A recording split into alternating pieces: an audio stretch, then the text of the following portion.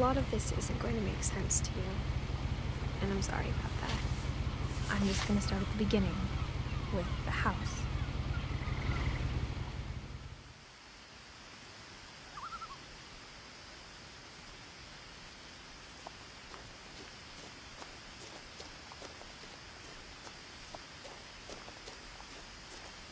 I lived here until I was 11, but I wasn't allowed inside half the rooms.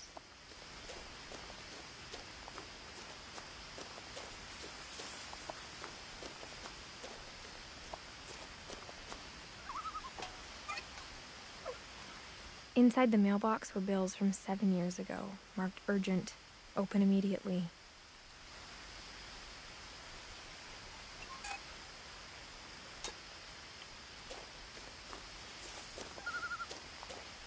I hadn't been back since my brother Lewis's funeral.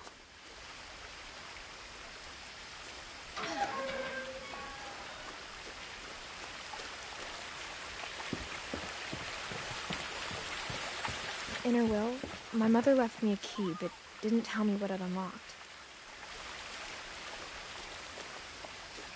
Maybe she thought I'd know, or she thought that the mystery would be enough to bring me back.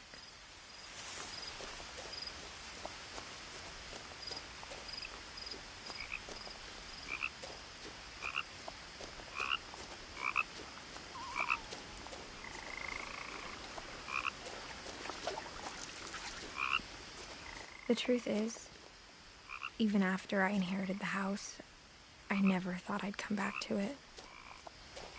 But now I had questions about my family that only the house knew the answers to.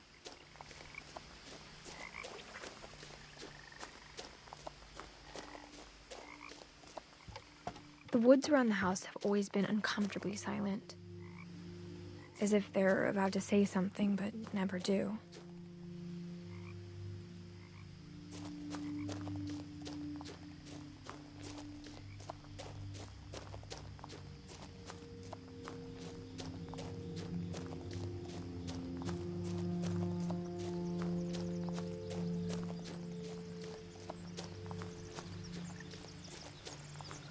The house was exactly like I remembered it, the way I'd been dreaming about it.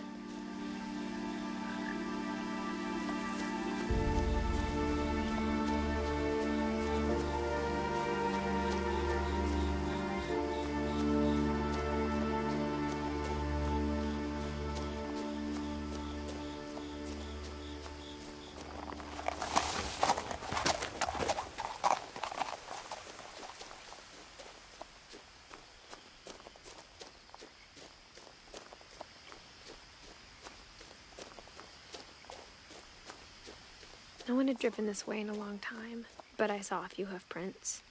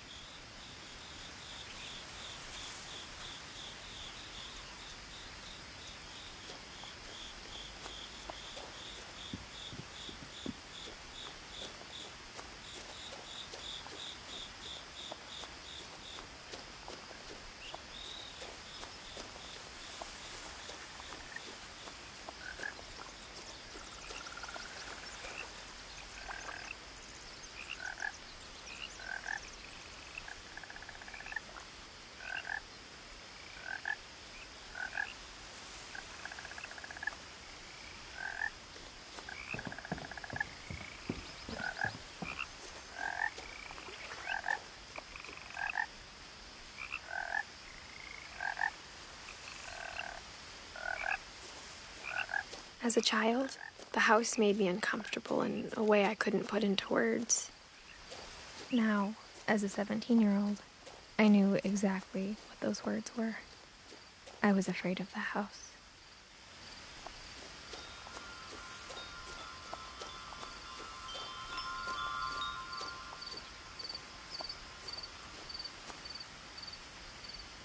The house felt like it had always been here.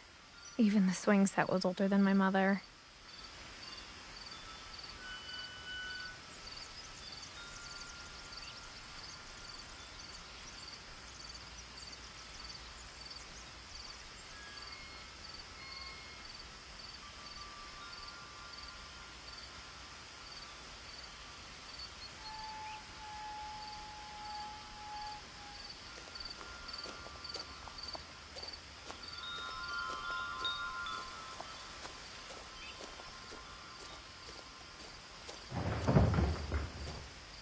I heard something moving around in the garage.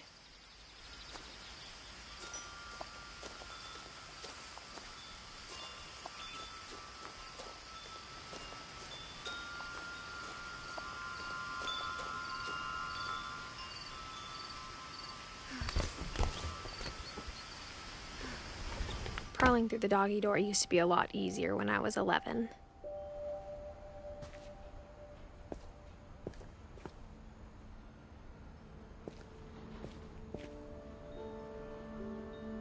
The power had been turned off the night we left.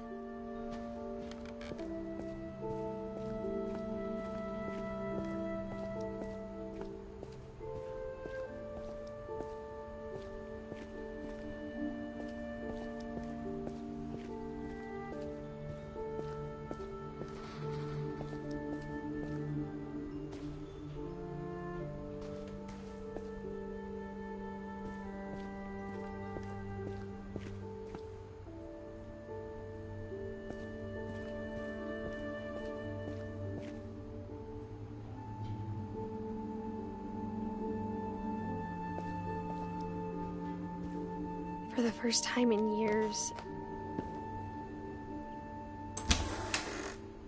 I felt like I was home.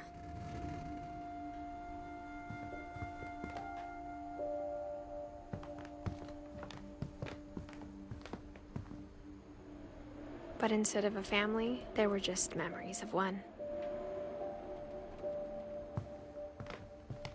Like how after Louis started working at the cannery, we all got sick of eating salmon.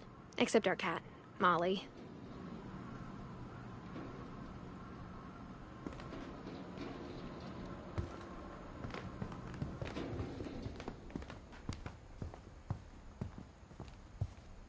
The table was still a wreck from the night we left.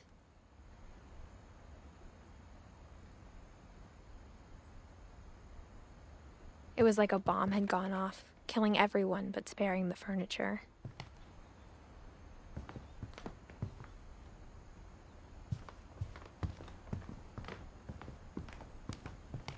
My mom was the only one of us who could imagine Great-Grandma Edie living in a nursing home.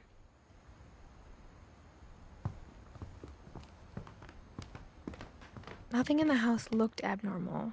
There was just too much of it, like a smile with too many teeth.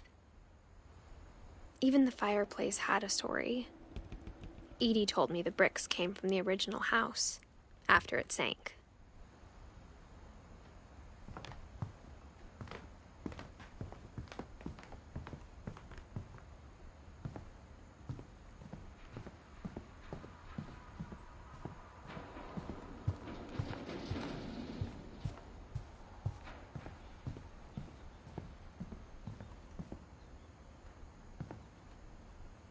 My mom wasn't much of an optimist, but she never stopped believing that my brother Milton was alive.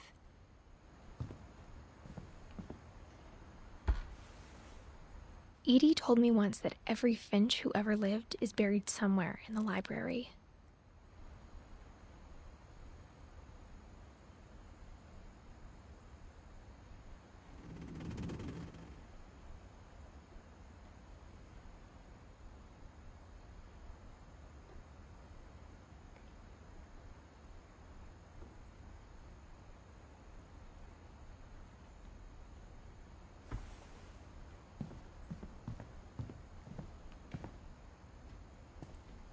After Milton disappeared, Mom sealed up all the bedrooms.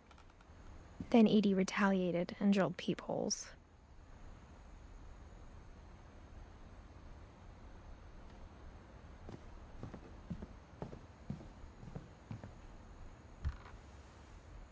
Molly always seemed like a girl I could imagine being friends with, if she hadn't died in 1947.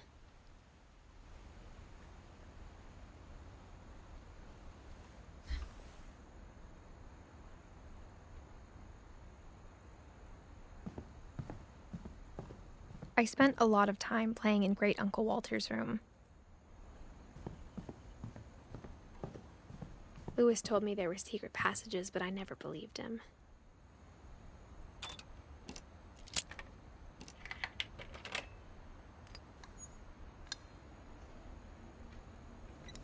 Turns out, my mom was really good at keeping secrets.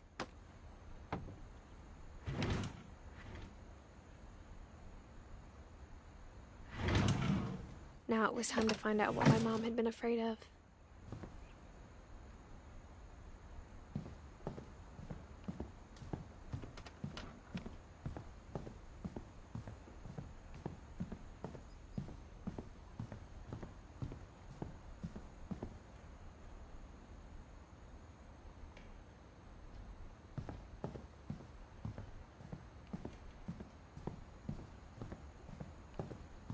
Whenever people ask me about my family, the first thing they always want to know about is Barbara.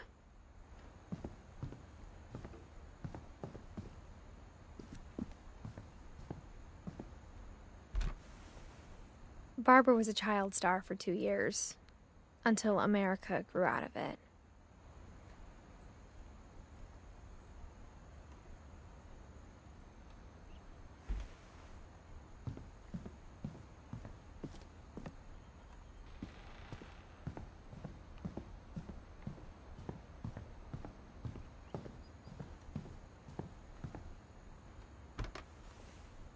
The last time I was in Edith Sr.'s room, I was 10 and she was painting my portrait.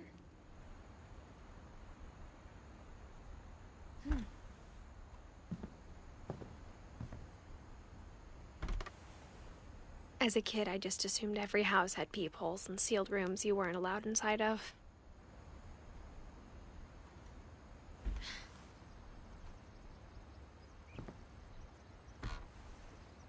My Grandpa Sam spent 7 years sharing a room with his dead brother, Calvin.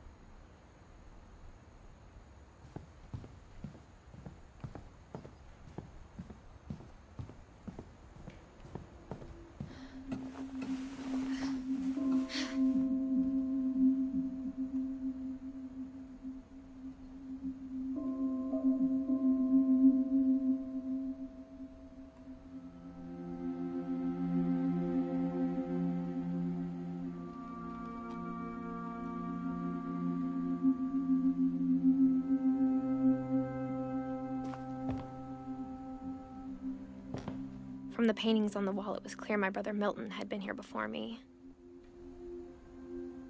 Reading this, maybe it sounds like I had a plan, but I had no idea what was behind that door.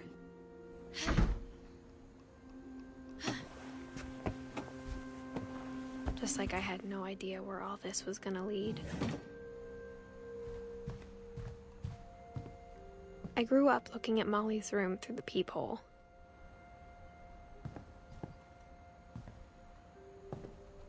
Being inside for the first time, I felt like I'd stepped behind a painting.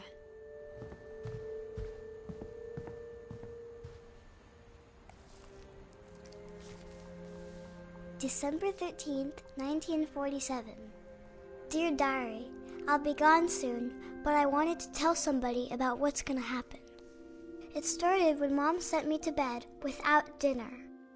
I woke up and I was starving, so I looked around for something to eat.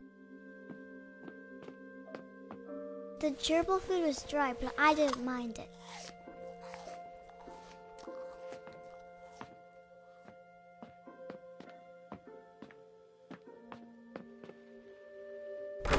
Mom, can I come out now? Sweetheart, it's late. Go to sleep. My Halloween candy was all gone.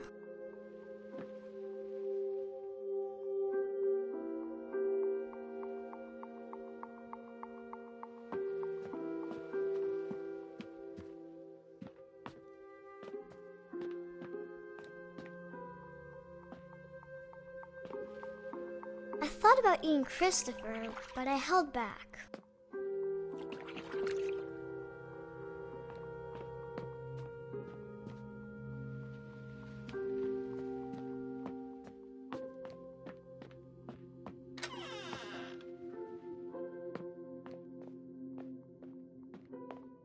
I ate a lot of things that night.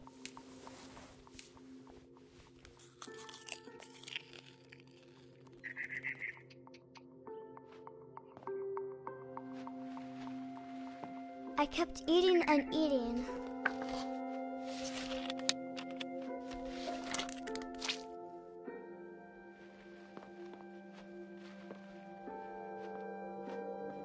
Then I heard chirping outside my window. It was a barn swallow going back to her nest. I reached out for her.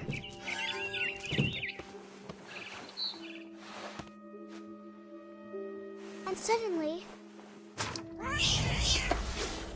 I was a cat.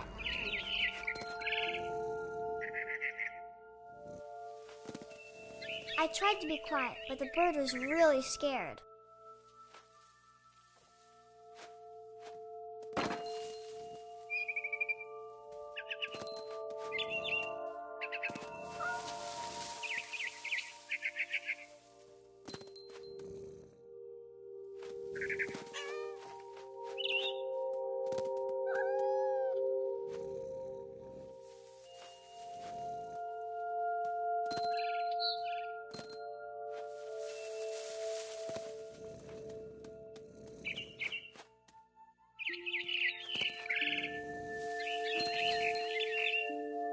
I jumped and I almost got her.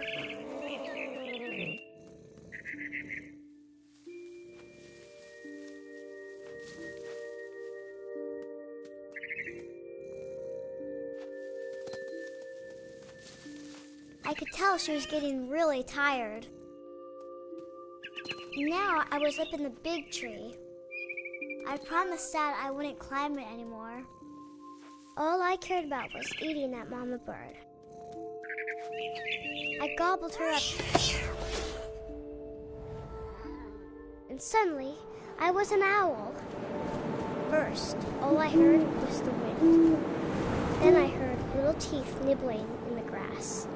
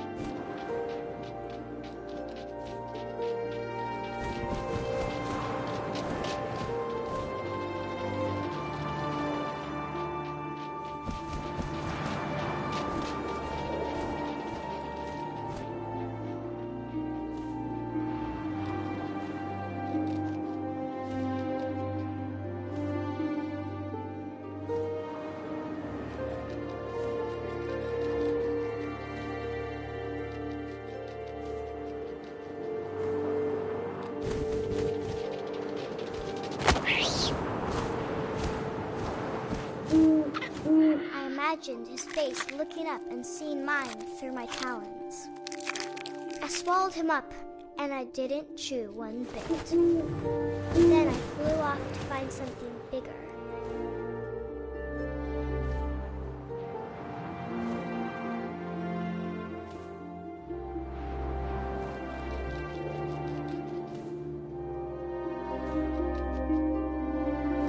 A mama rabbit.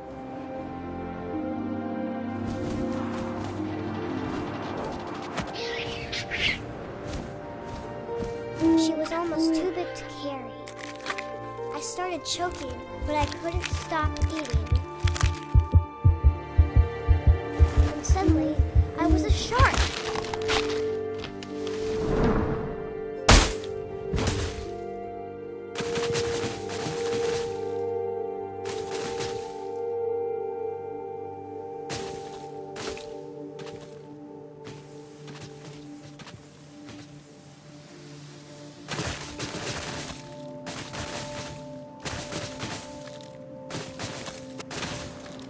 I rolled off a cliff and into the ocean.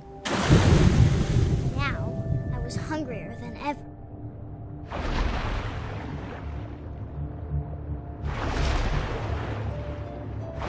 I wanted fat, juicy seeds.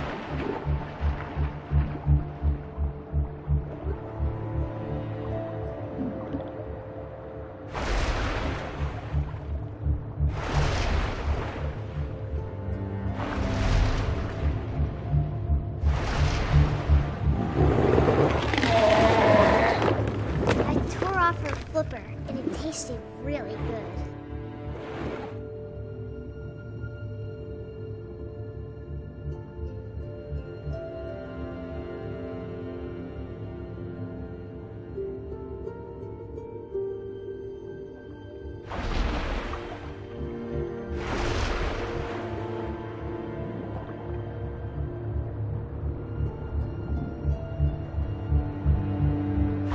Grabbed on tight. So hungry, I jumped out of the water. When I opened my eyes, everything had changed.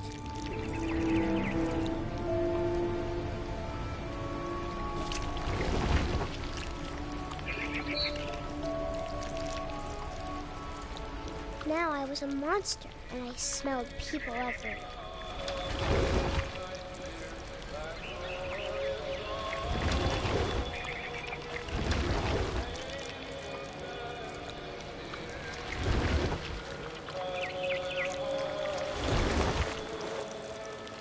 I was big, but I moved real quiet.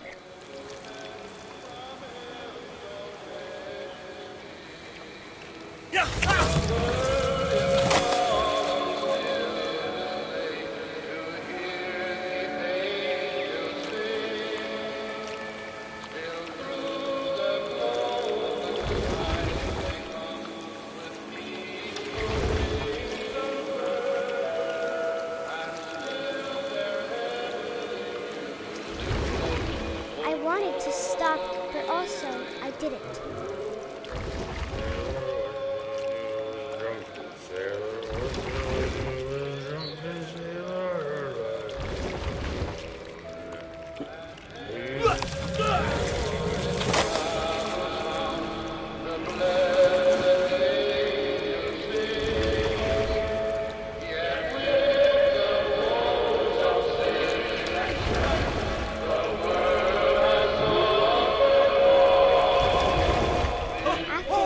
Passenger, I was still hungry. And to cross the water, I smelled something new. Something I had to have, so I swam towards it.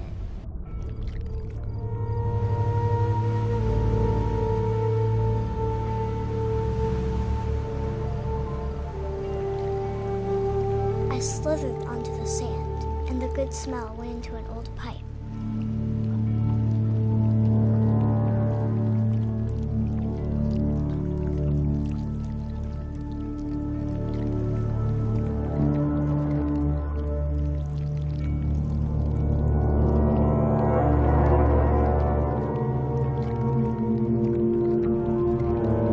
Closer and closer.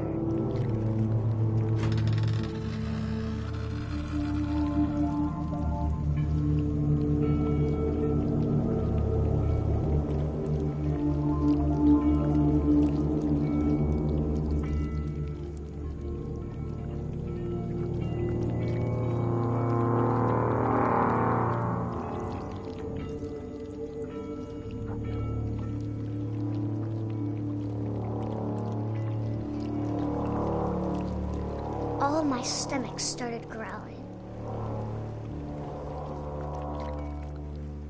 And suddenly, I was me again. I held my breath for a long time, but I couldn't hear anything. I think it's waiting for me to fall asleep. But it's not going to wait much longer. It needs to feed, and we both know I will be delicious.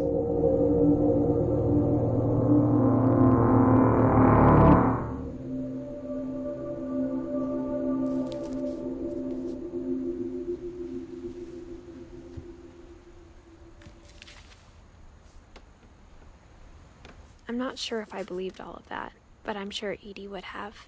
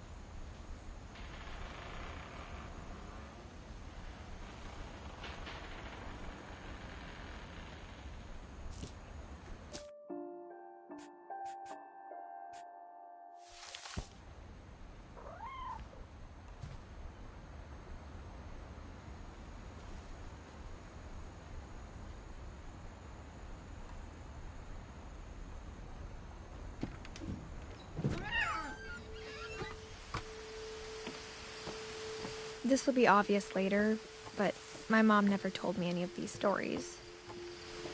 Edie would have, but Mom didn't like bringing up the past. Though, when we adopted a stray kitten, she was the one who named it Molly.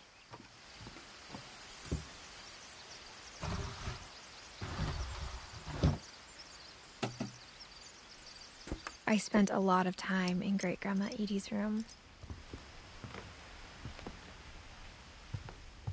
Her room was like a museum.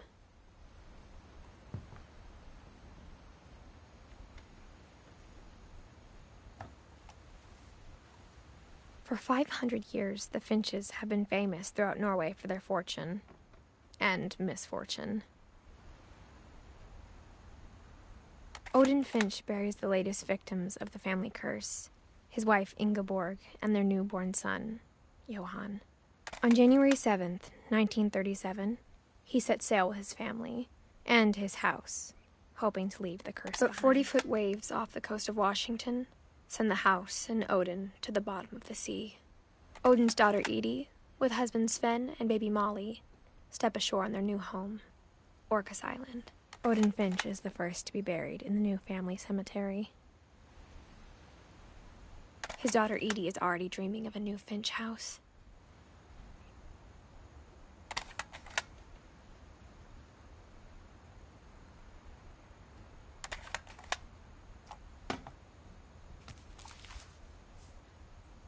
Whatever's wrong with this family, it goes back a long ways.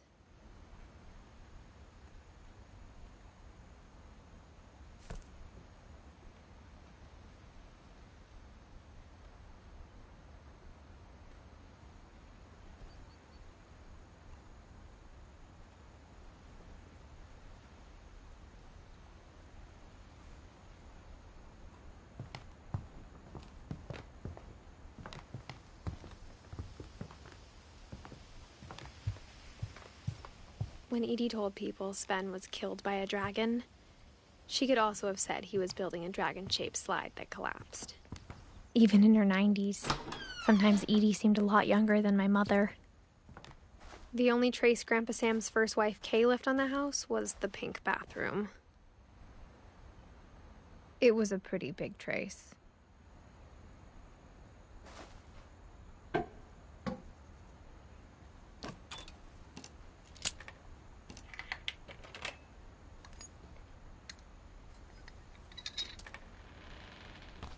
There's a secret in this bathroom. It's in the last place you would look. It isn't in the cupboard. It's hidden in this book.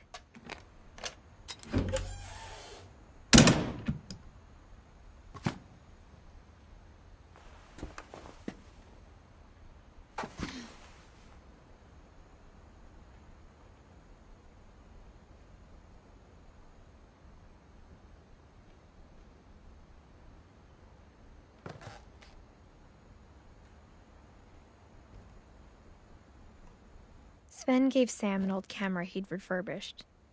He never put it down.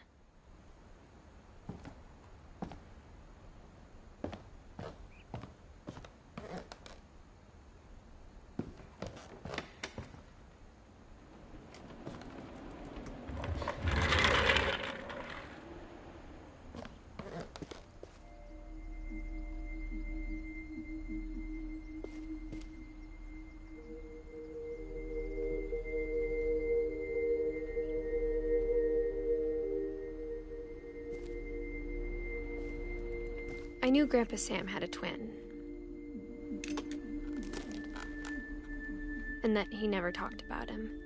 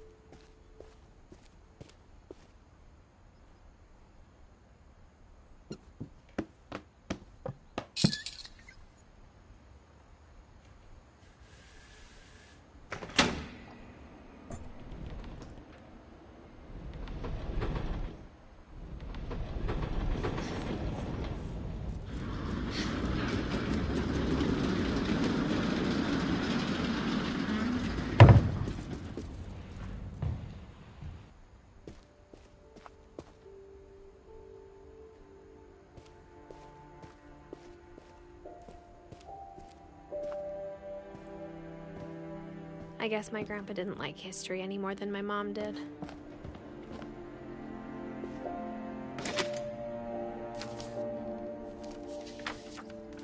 How I Want to Remember My Brother by Sam Finch. The thing I remember is that when he made up his mind, that was it.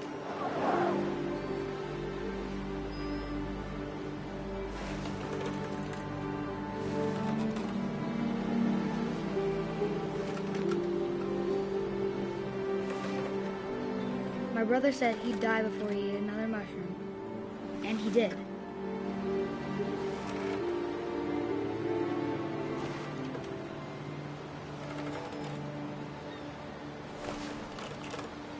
At Barbara's funeral, we swore we'd never be afraid again, and he wasn't.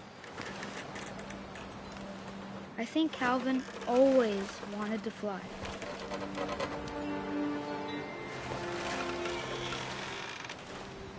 Sam, Calvin, dinner's ready. Coming! But that day, he finally made up his mind to do it. I told him going around was impossible. Maybe if I hadn't said that.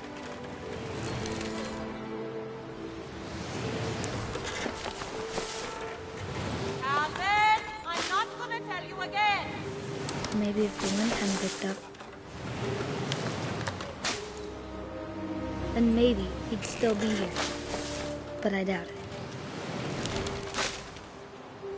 I think he'd already made up his mind. That's what I want to remember about my brother.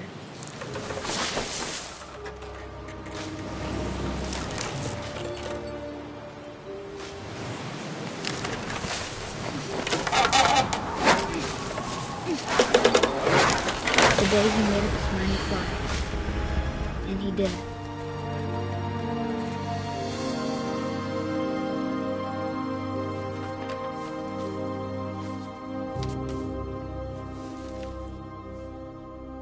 Calvin's story felt strangely familiar.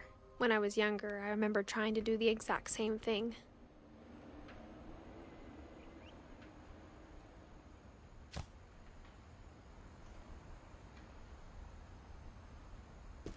After the funeral, Edie roped off Calvin's half of the room. Mom said Grandpa Sam enlisted at 18 and never set foot in the room again.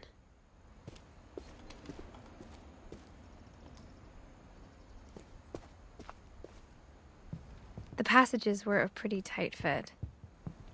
They'd obviously been built for smaller hands and bellies.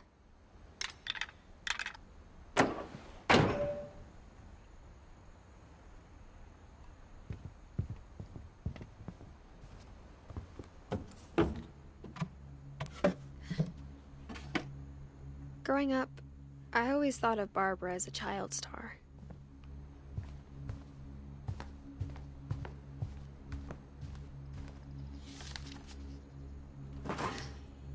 Of all the stories people wrote about Barbara's death, I'm surprised Edie saved this one.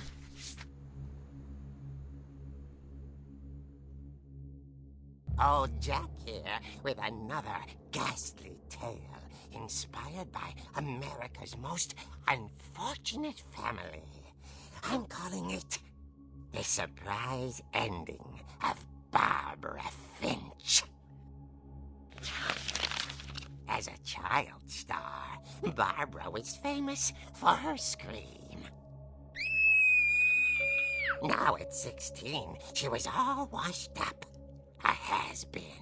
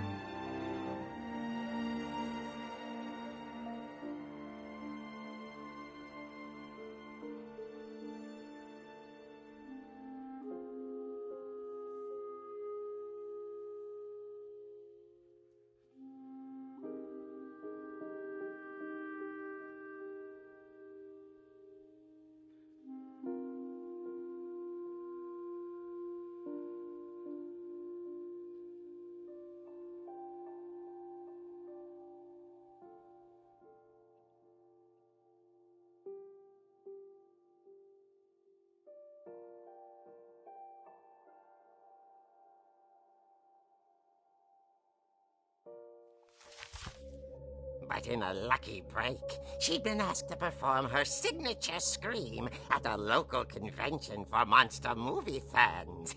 It was just the boost her career needed. Unfortunately, her scream hadn't aged well. Getting better. I think you just need the right motivation. Her biggest fan and current boyfriend, Rick, was about to demonstrate when... Now that was a great scream. It was Barbara's father, Sven. He'd slipped into a table saw and had to be rushed to the emergency room. So Barbara got stuck babysitting her youngest brother, Walter. Her convention comeback was canceled. Okay, I'm hearing frustration, but I'm not hearing terror. What if I tried... A gang of hoodlums in Halloween masks have been terrorizing Orcas Island tonight. Police are urging residents to... That came from the basement. You're right! Also, I loved your delivery on that. Why is your basement door locked? Because my dad likes making puzzles and secret passages. There's a key hidden in the music box. The secret is to keep winding and winding until finally the key pops out. Thanks, babe. I'll be back in a sec. 20 minutes later, Rick hadn't returned. So Barbara went to look for him, right on cue. She reached for the music box. And as she wound the key, she listened for Rick, but the house was silent.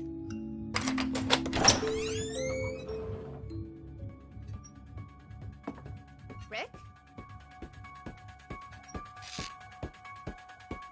Are you okay?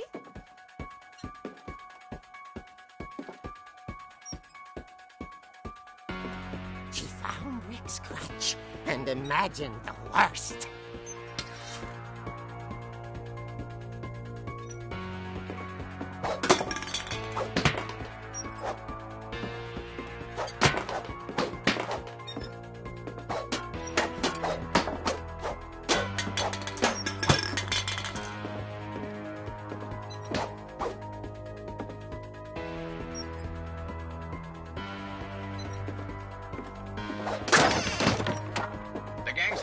Infamous Hookman killer, Dr. Carl Hamill, who impaled and then ate his family 10 years ago tonight.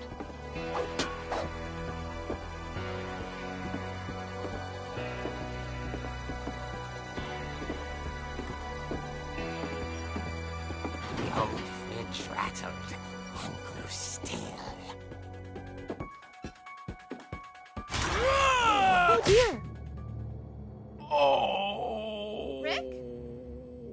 Barb, relax. I was just trying to scare you to help you find your scream. Well, I'm not scared, Rick.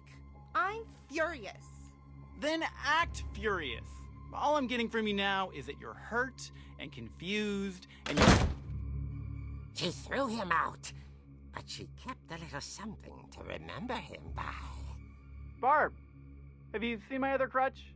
And she was still holding it when she fell asleep watching the late picture show. Hours later...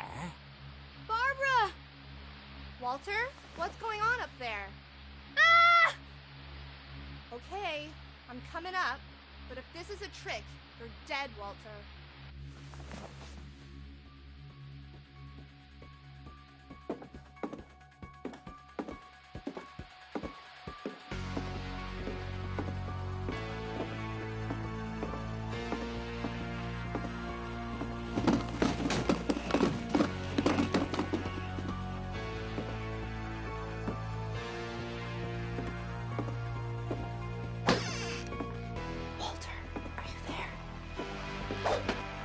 Walter vanished, but his bedside radio was still on.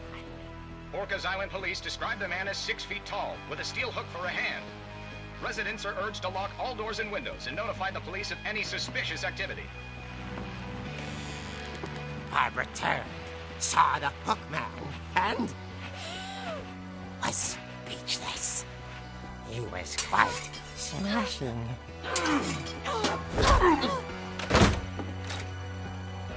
And funny he was. He couldn't get enough of Barbara. Okay, Barbara, there's gotta be another way out of here.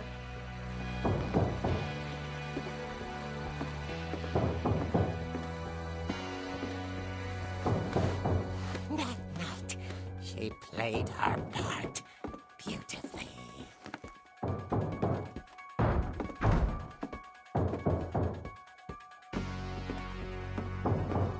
Molly's door hadn't been opened in years.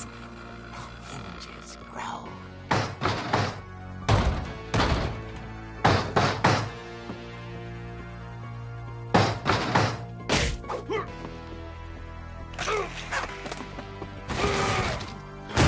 He wasn't moving, but she sensed the story might not be over yet.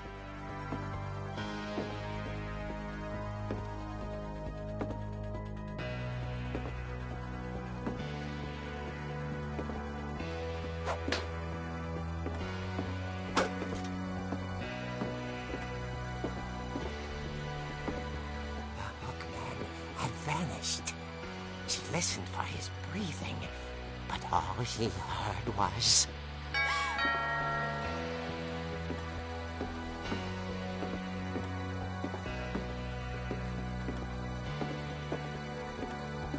At the door, she heard whispering.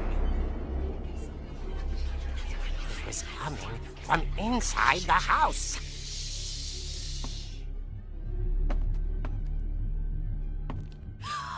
Oh dear.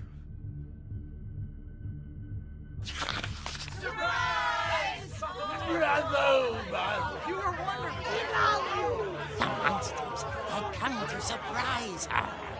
For Barbara, it was a dream come true.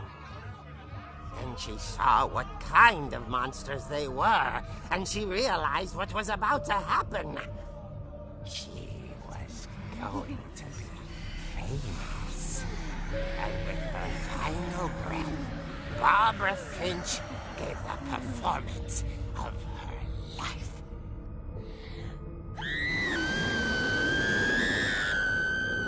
I wasn't there myself, but I hear Barbara was magnificent. Poor girl. She had a taste for stardom. But unfortunately, so did her fans. Of course, the police blamed it all on poor Rick, who disappeared the same night. And little Walter? Hiding under his bed the whole time. He took it all pretty hard, but that's another story. As for Barbara, tucked inside the music box is all they ever found of her. Her ear. Now that's what I call a real eerie tale.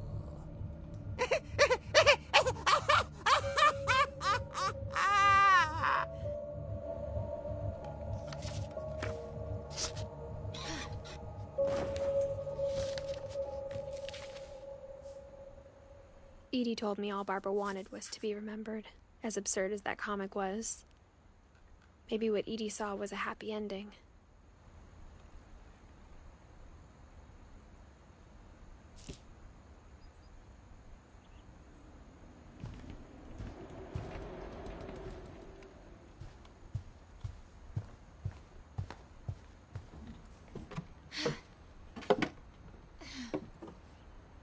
I guess now I know why Mom didn't like me playing with the music box.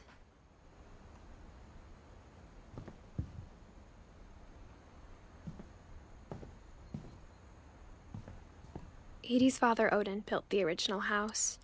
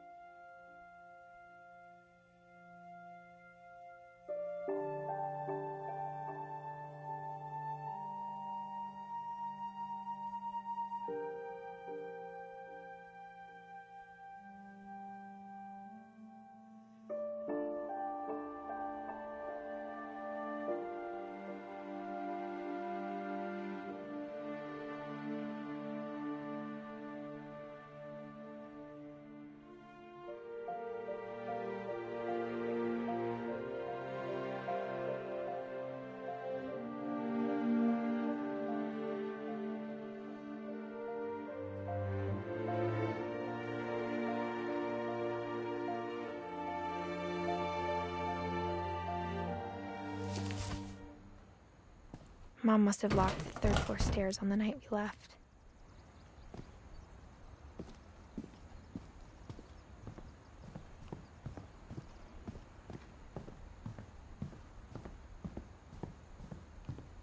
It's funny. All those times I played with the music box and never found the basement key.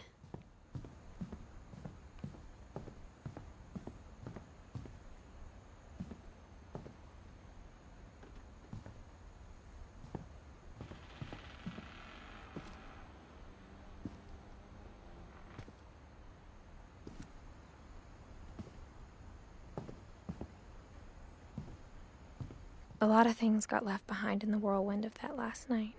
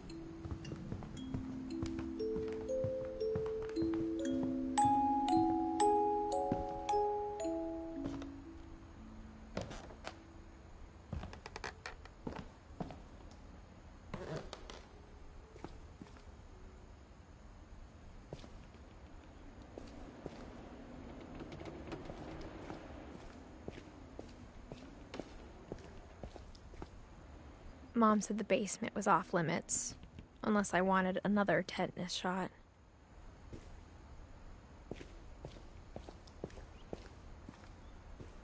I saw Edie sneak down to the basement once, carrying packages. I thought maybe she was hiding presents.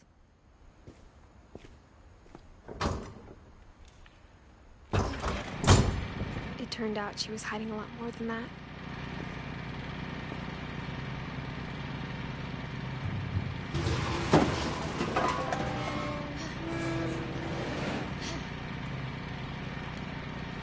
I remember asking Mom once about where Walter had gone. She said after Barbara died, he got as far away as he could. If there's a pattern in all these stories, I think it's that none of us has gotten very far.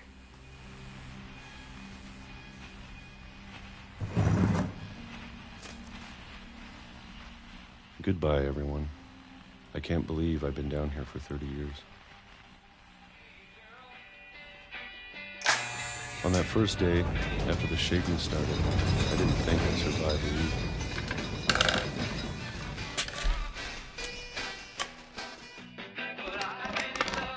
But after a few days, I settled into a routine. That's what kept me sane.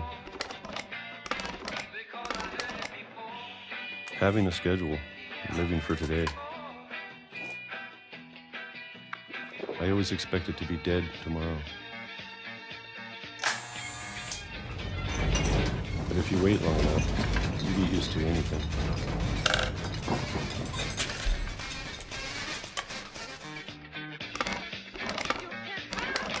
Even a monster on the other side of the door starts to feel normal. Almost friendly.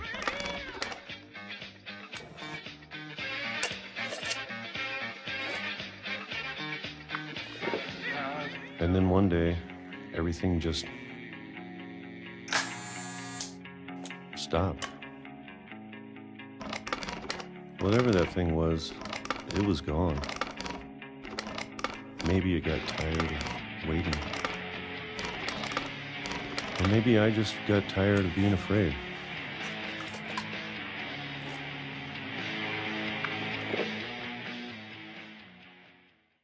It's been a week now, the longest in 30 years. I'm done waiting. I have to leave. Well, I still can.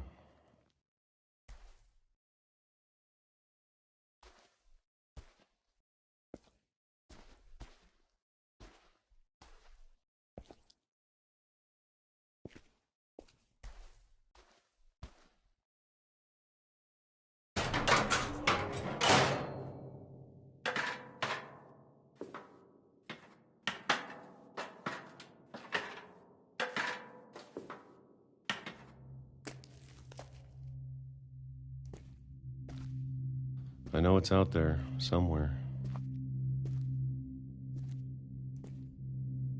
Whatever killed Barbara and Molly and Calvin. Maybe this is all a mistake. But I need to stop living the same day, even if it kills me.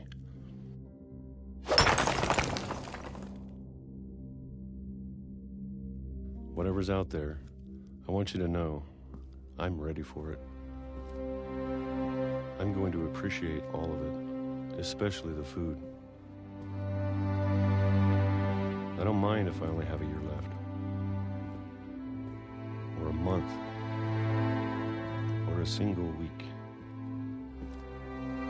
I'd be happy with one new day. I can already imagine the sun on my face.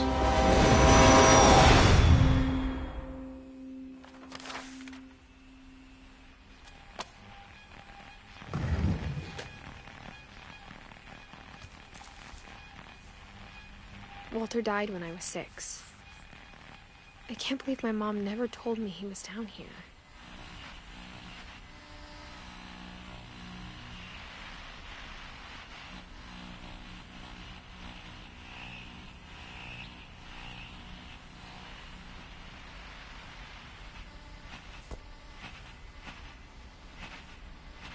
I'm sure my mom was trying to protect me.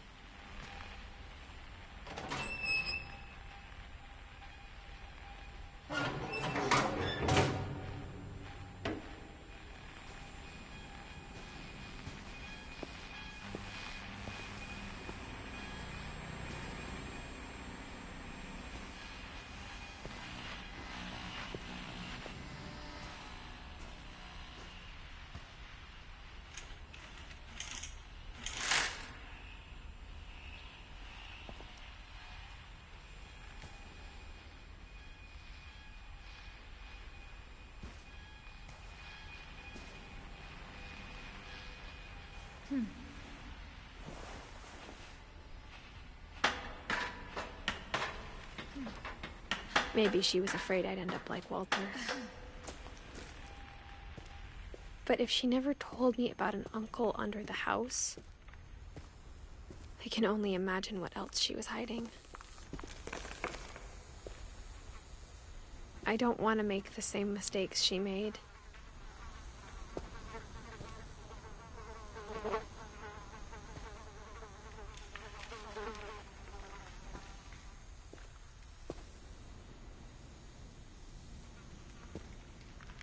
Trying to bury something that's still alive.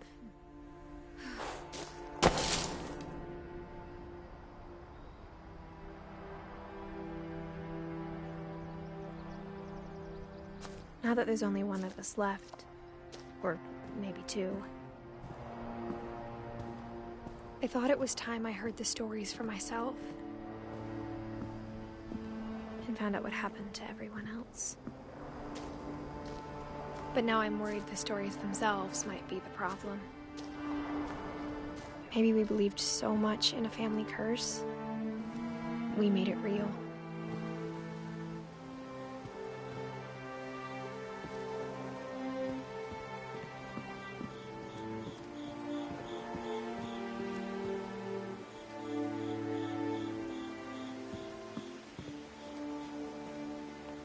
I don't know if I should even be writing this.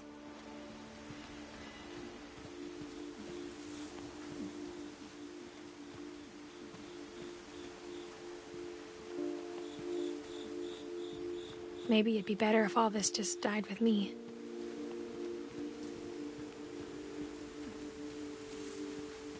But I thought you should know about your family.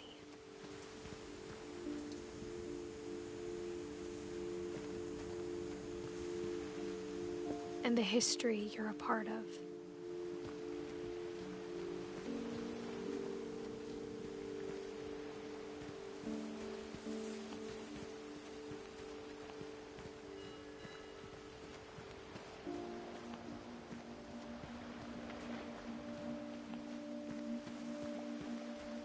Though to be honest, I feel as lost as you probably do right now.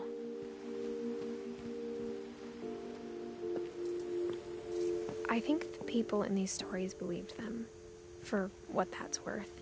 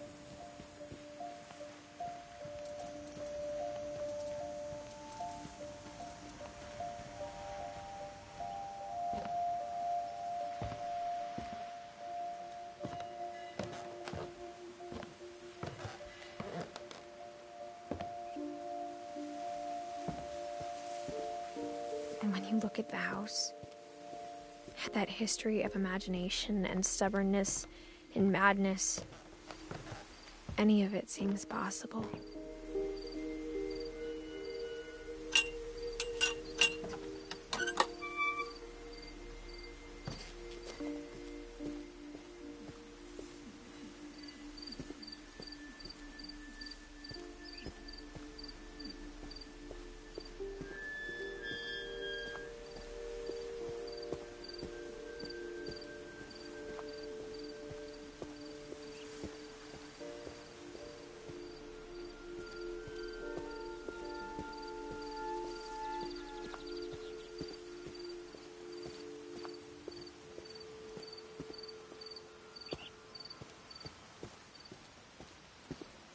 I think we've been surrounded by death for so long, we've just gotten used to it. What kind of family finishes building a cemetery before starting the house?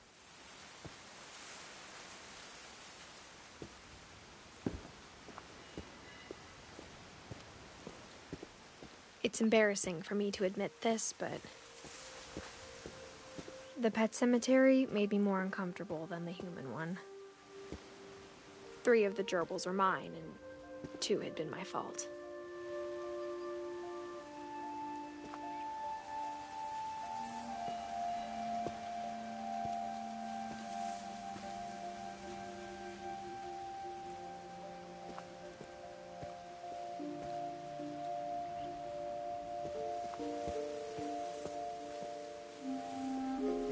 Sven built the house, but it was Edith who designed the cemetery.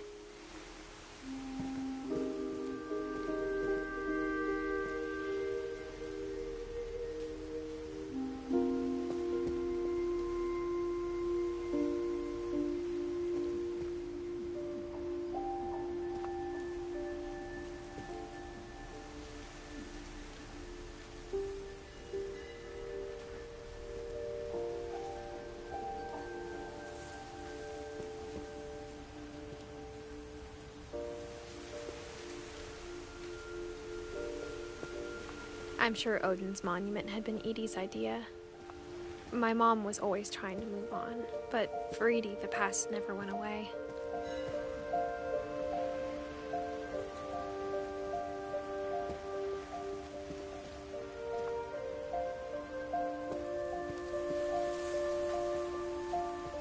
She could see it poking out of the water at low tide.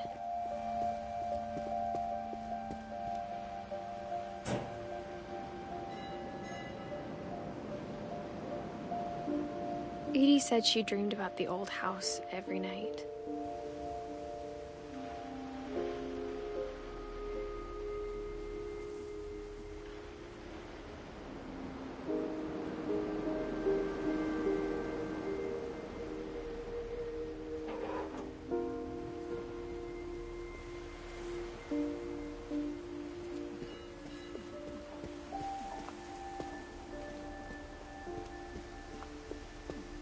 Edie's side was always easier for me to understand.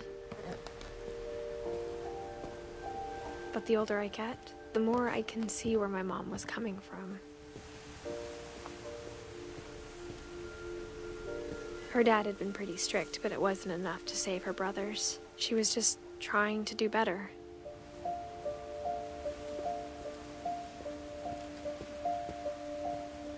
She lost 2 of her brothers, just like I did.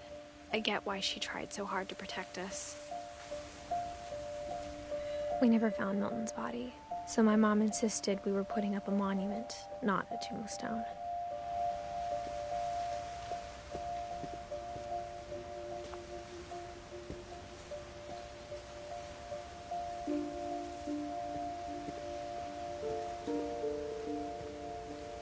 There's so many things I wish I could ask my mom now.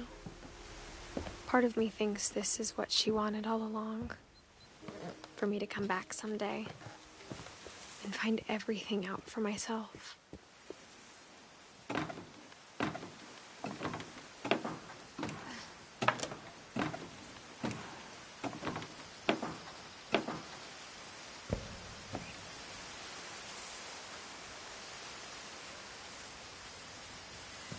But looking back on it now, if she told me there was going to be so much climbing, I never would have come when I was 22 weeks pregnant.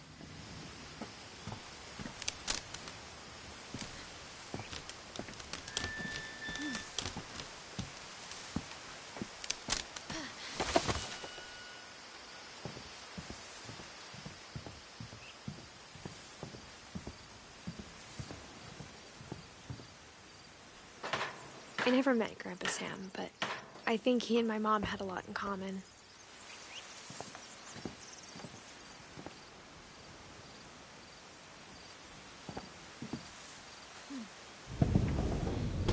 They were both pretty intense.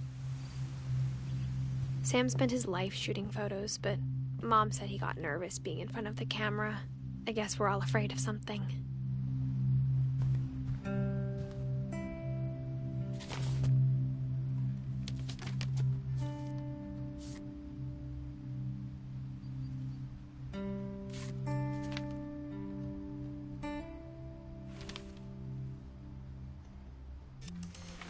Dawn, I promise, you'll never forget this weekend. Yes, sir. These memories are gonna last a lifetime. Mm-hmm. Am I gonna have to shoot anything? It's a hunting trip, Dawn. Shooting is strongly encouraged. Shouldn't we be leaving? Just want to get a shot of you, Dawn, then we can take off. I'm over here, Dad.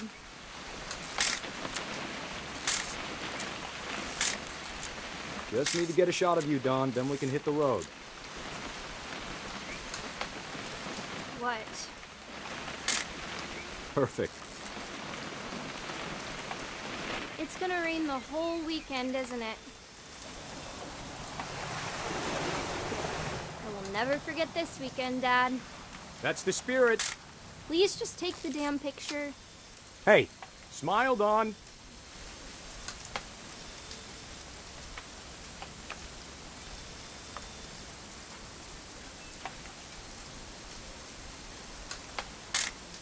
Okay, got it. I'm gonna take some pictures, okay? Just be careful. That camera's older than you are.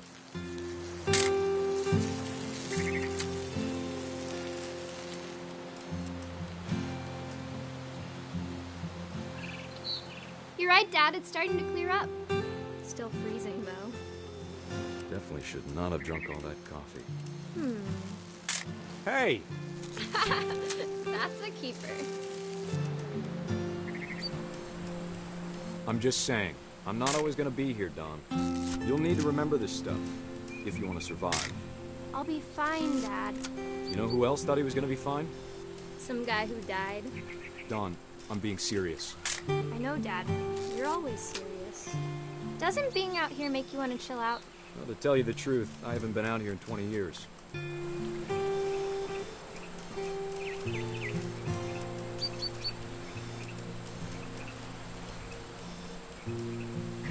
Last time I was with my brother Calvin. Man, that was a great trip. Your grandpa Sven taught us how to fish, how to build a fire. We found an old logging trail with deer everywhere. I bet if I could remember where that trail was, we'd spot a buck for you in no time. Dawn, don't you think you could find something more interesting to photograph? Give me a minute to check the map.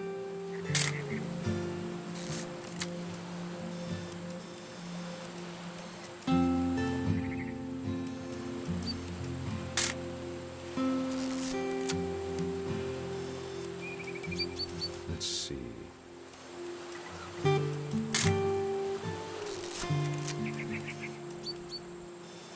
Maybe.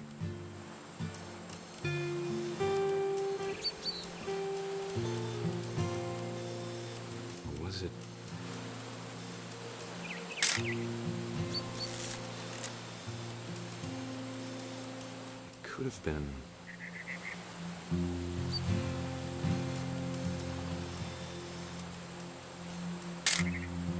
You don't need to waste any more film on me, kiddo.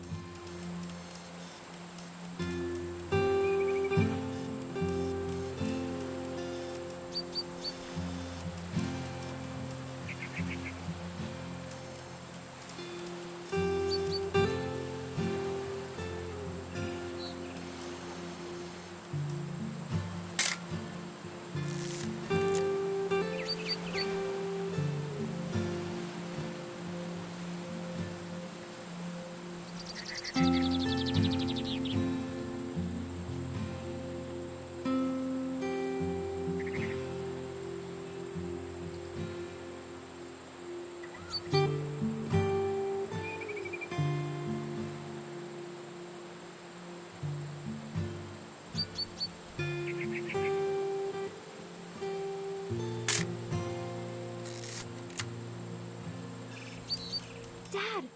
Good eyes, Dawn.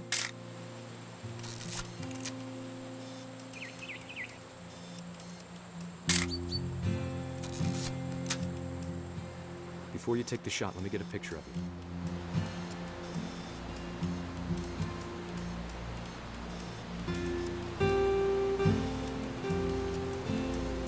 Dad, I... Just breathe. Let me get behind you. Do I have to do this? Dawn, you don't have to do anything. But if you want to survive... Great shot, Dawn!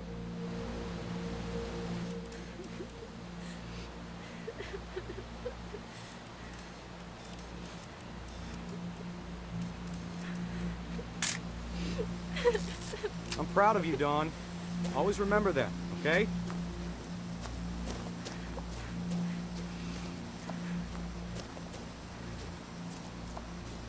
Dad, it's twitching. I think That's it's totally so... normal, Dawn. Just focus on the camera. Try not to think about... Dad!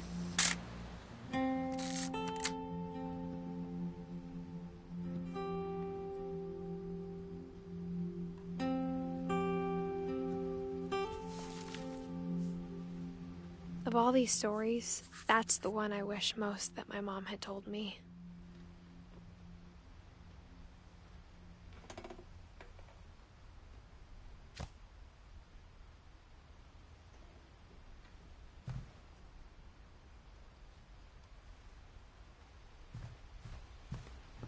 Instead of hiding from death, Sam seemed to go out of his way to meet it.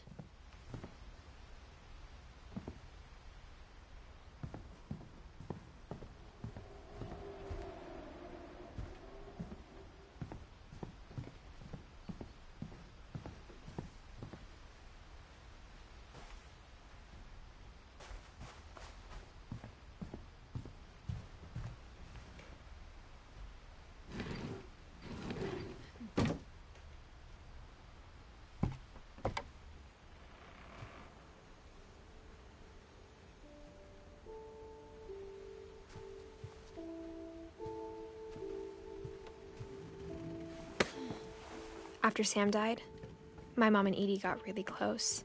They'd both lost a lot.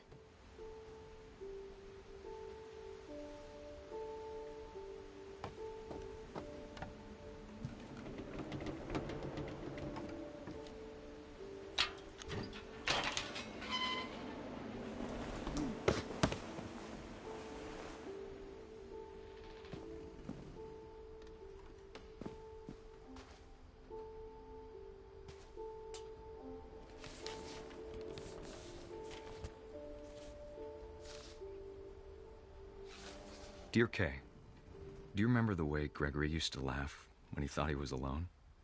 Like something funny was happening, but only he could see it.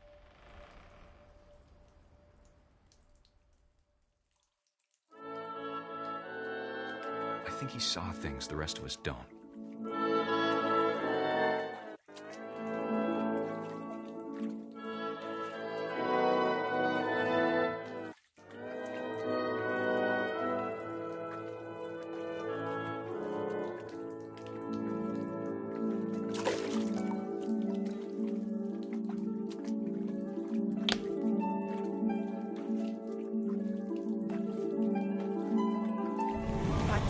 Gregory, it's time to... Hold on, sweetie. Hello? Sam, I told you I don't want to talk right now. I wonder what he saw.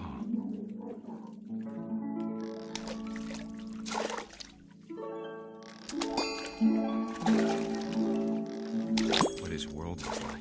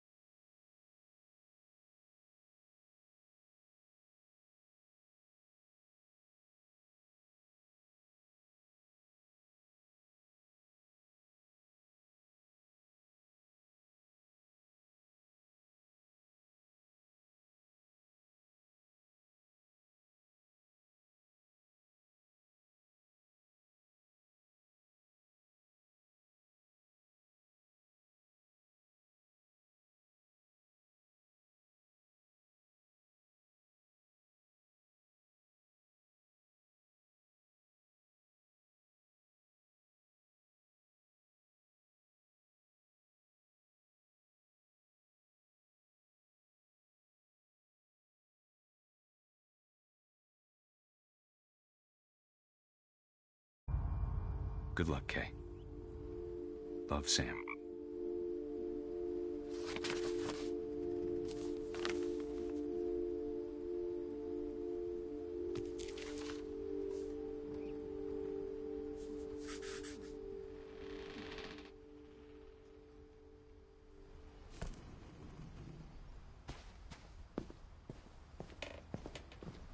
I can't imagine my mom ever writing poetry, and yet... A poem for Gus, who always said the wedding was a bad idea. Our father never hit us kids, at least not very hard, before the day my brother said with teenage disregard that he'd be dead before he'd see a wedding in our yard.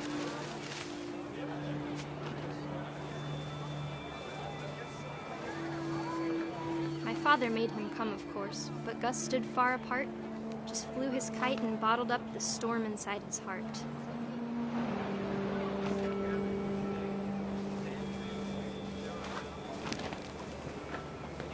I tried to talk him out of it, but though he'd never met her, "We don't need a stepmom," were the words that I now pronounce you husband and wife. You may kiss the bride.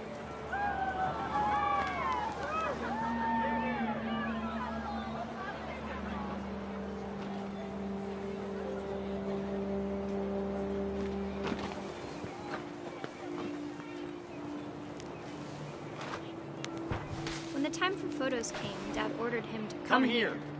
But Gus declined, and as a sign held up his middle finger.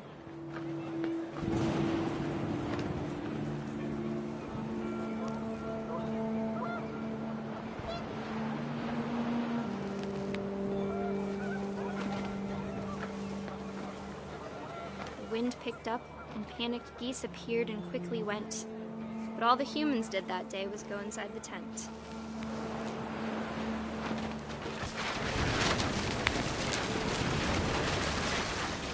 The rain came down in buckets then, but no one seemed afraid that nature might destroy the tent our dad had crudely made.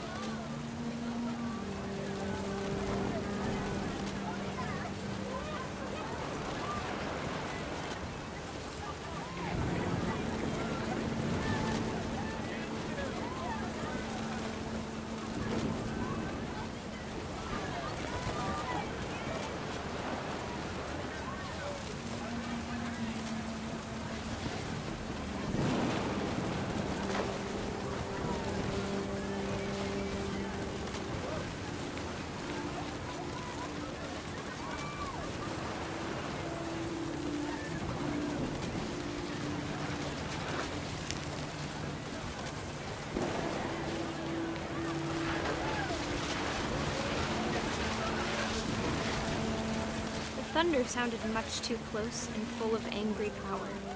But all my father said to this was, "Make the music louder."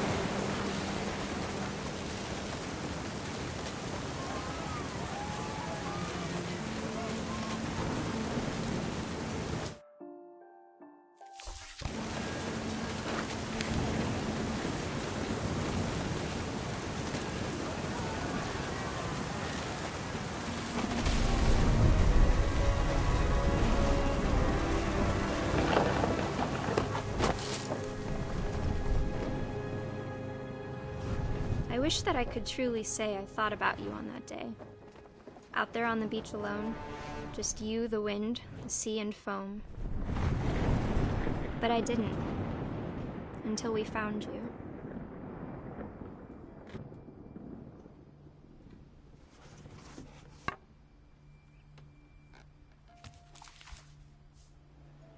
She never talked about him, but Mom told me once if I was a boy, they were going to name me Gus.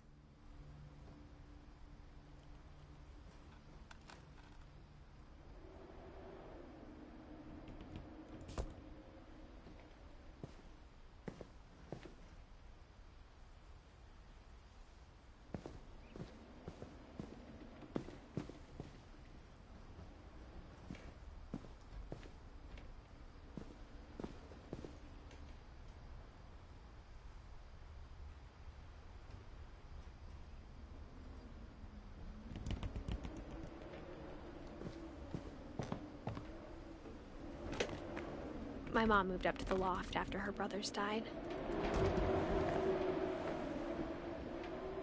At the time, it was as far away as she could get.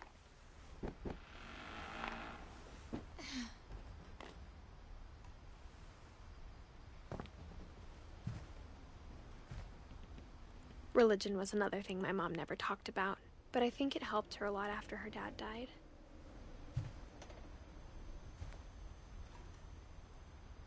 She spent a summer building houses in Calcutta, where she met my dad, Sanjay. My mom moved to India a week after graduation and got a job teaching English. Louis was born a year later.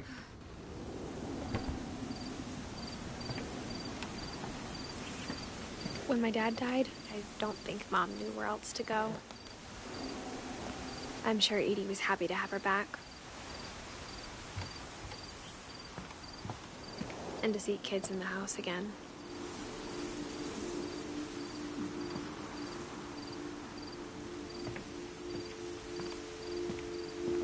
The house had to get a little bigger, but Edie was used to that.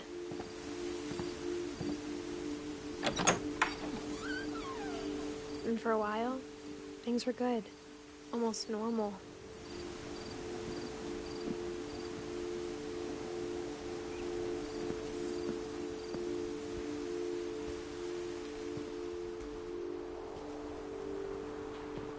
But it didn't last.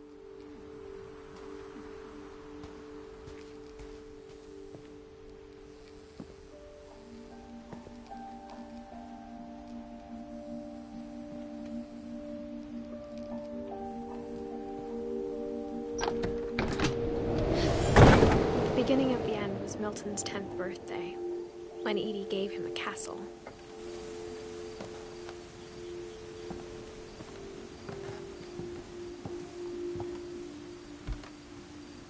After Milton disappeared, the only thing he left behind was a room full of paintings.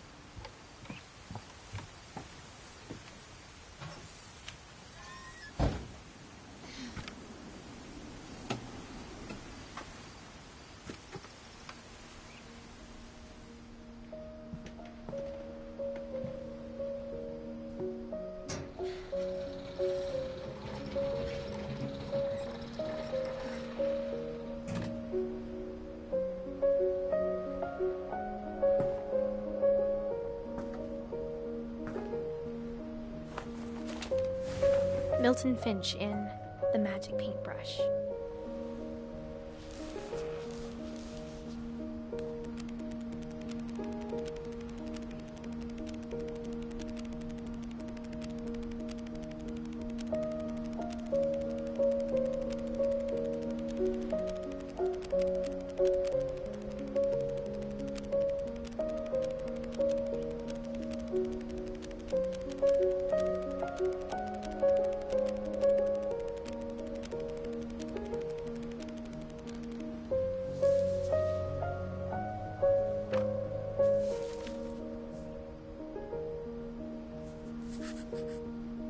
was 4 when Milton disappeared.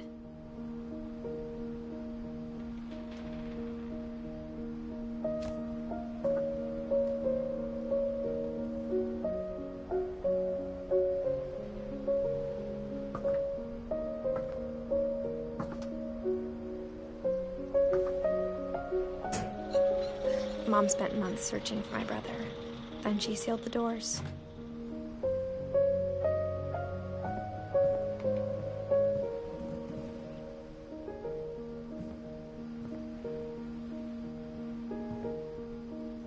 Whatever Milton had found in the house, Mom didn't want it getting out.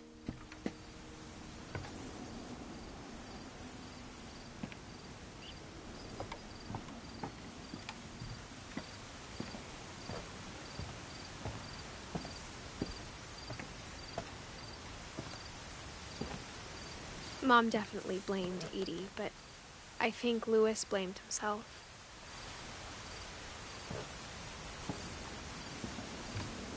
After he graduated, he just spent more and more time in his room, until Mom got him a job at the cannery.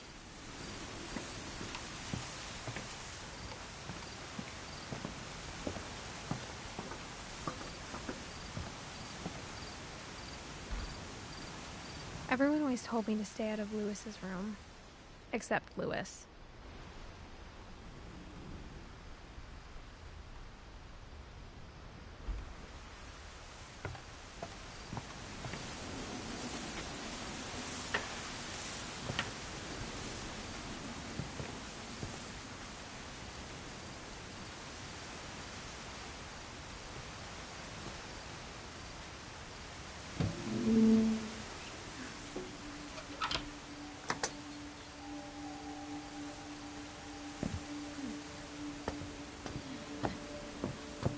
Louis's room smelled very, very familiar. That part of him lived on.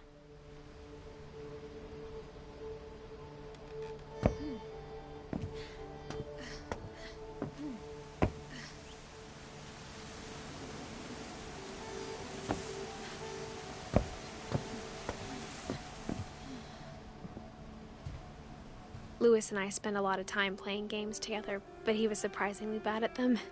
He died a lot.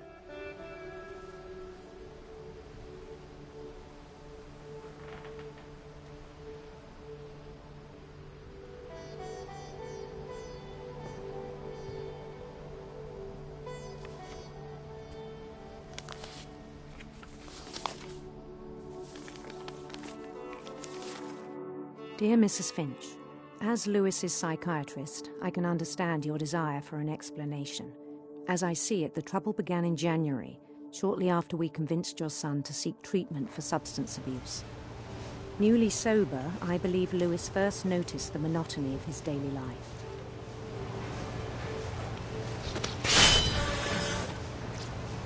He kept working at the cannery,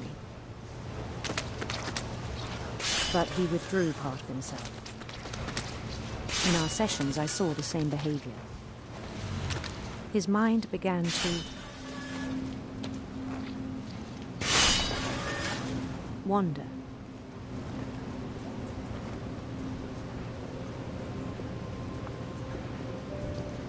I asked him to describe it.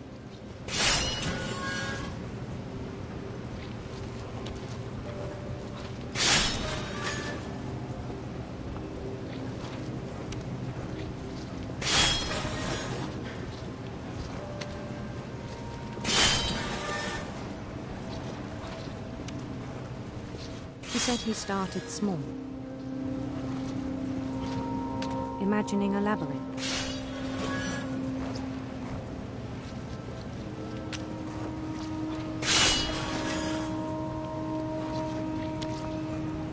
He'd feel his way about.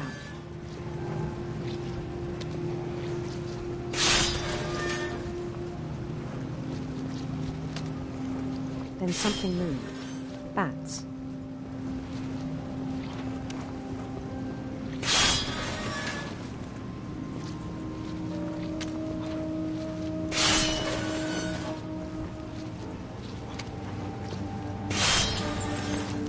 Toads.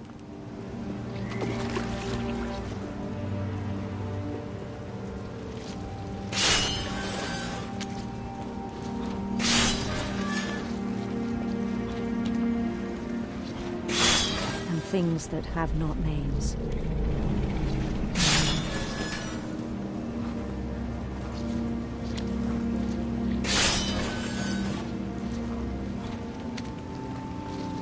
He knew it was all in his head.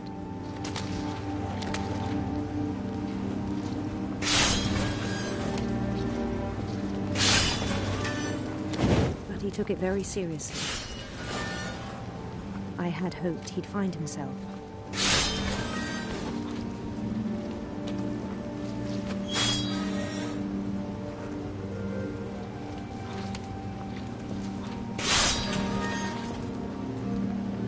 But he found something more. I worried about him then. Daydreaming at the cannery, I spoke with his boss. But he said Lewis had become a model employee. Methodical, tireless, focused. Like a whole new Lewis. So I let him go on.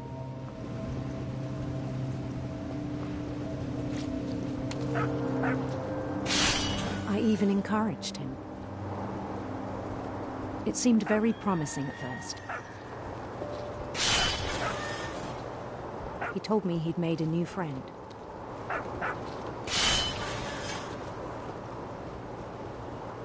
On the edge of a city he named Lewis Topia. He built the city up slowly, brick by brick. Then he made musicians.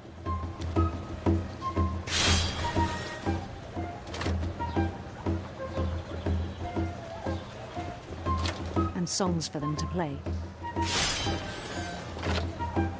He talked about starting a band. And he was always humming something. Every day his imagination grew stronger.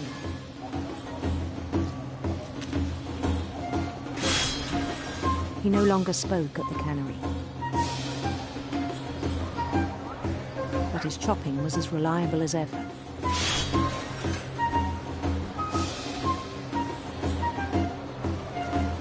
Then one day it struck him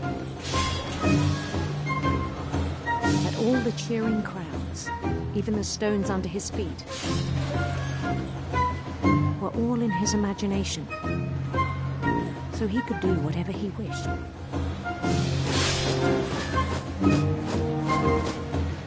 He held an election for mayor, and he won.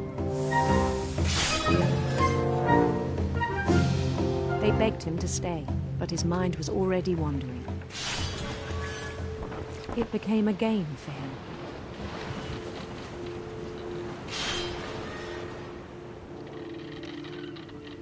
He'd conquer a city, then immediately push on. New Louisville.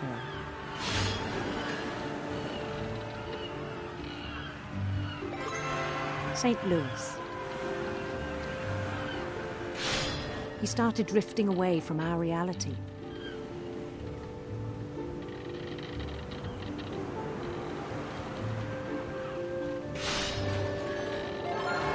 Minneapolis, until one day he forgot to go home from the cannery. Even as his mother pleaded with him, part of Lewis kept sailing on.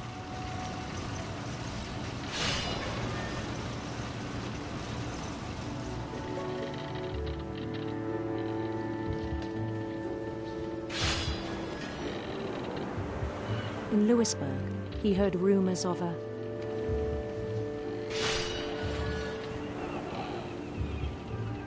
beautiful prince.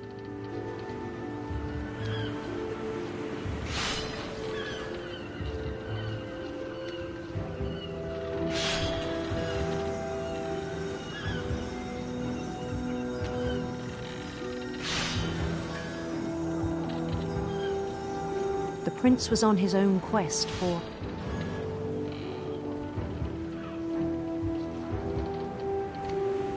radiant rainbows,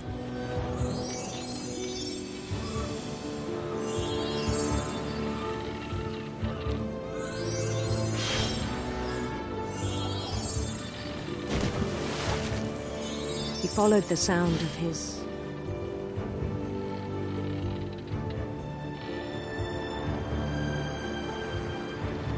silver harp.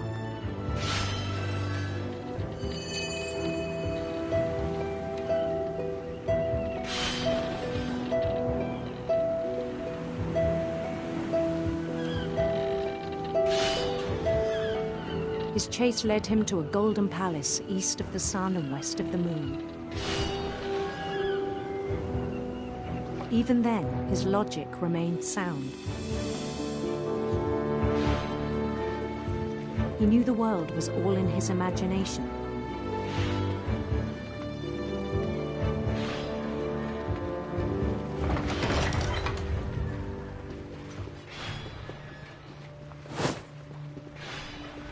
But he was so proud of having created it. In his own eyes, he'd become something greater than a king.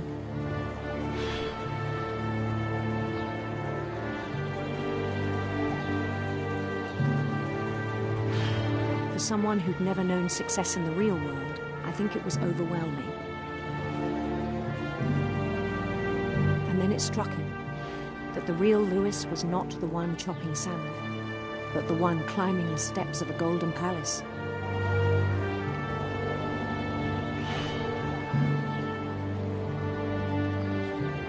My imagination is as real as my body, he told me. It was hard to argue with him.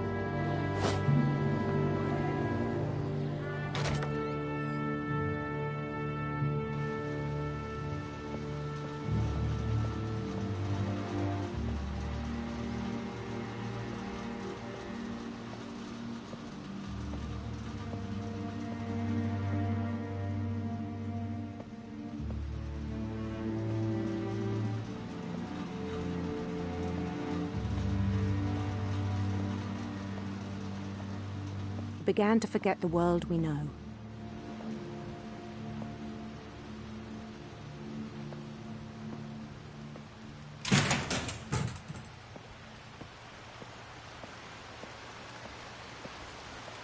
I think it pained him to remember Lewis, the cannery worker.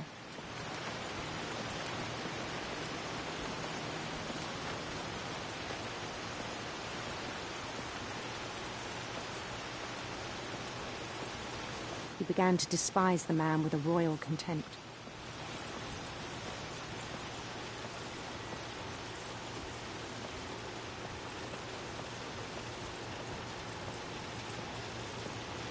I still thought I could save him. Even after he said he was being crowned king over all the lands of wonder.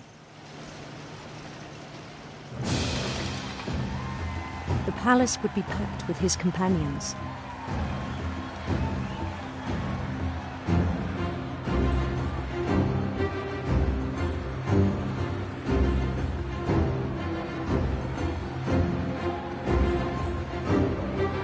Including the wise Calico who'd insisted on inviting him.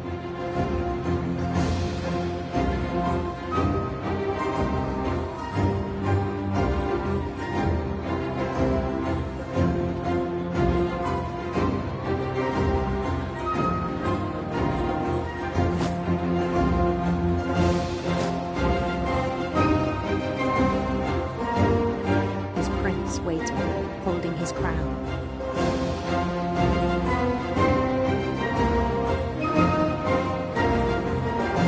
There was only one thing left to do.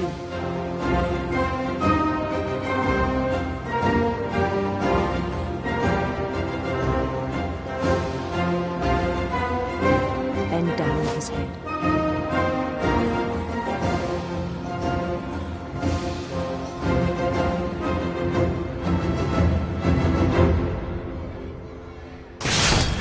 And the rest I think you know. Mrs. Finch, your son was a kind man who will be missed by all of us who knew him.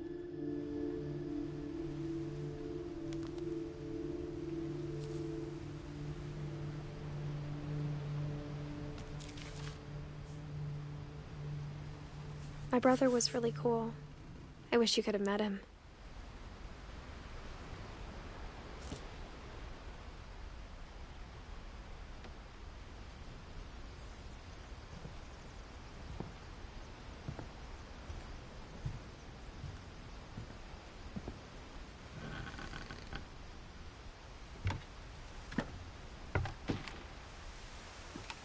way back from Lewis's funeral, my mom told me to start packing.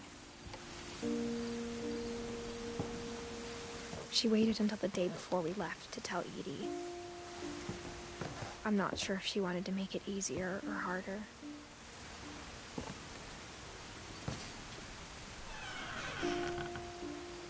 I wish we'd stayed. But I understand why we left.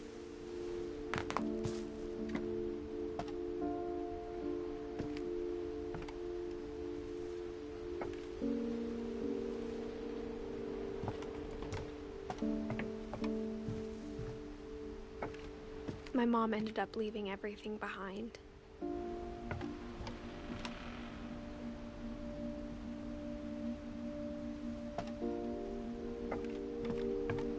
What happened that night had been coming for a long time. Maybe it should have come sooner.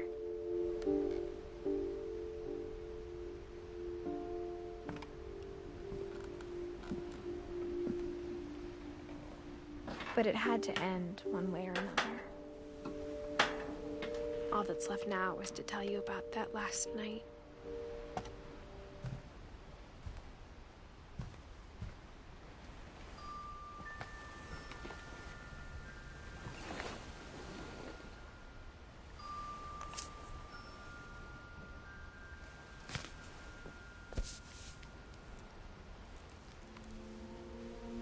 That whole last day, Edie just watched us pack and didn't say a word. Until supper, when she raised her glass and said, "To our final night together, and all our final nights apart." Grandma, you know what I said about alcohol. Some of your medications are very Edith, specific. I left a present for you in the hallway. Why don't you go open it? The grown-ups have to argue now. I'm sorry, you're right. We're all leaving tomorrow. Let's just enjoy our last... I'm not leaving. Edith, you're excused.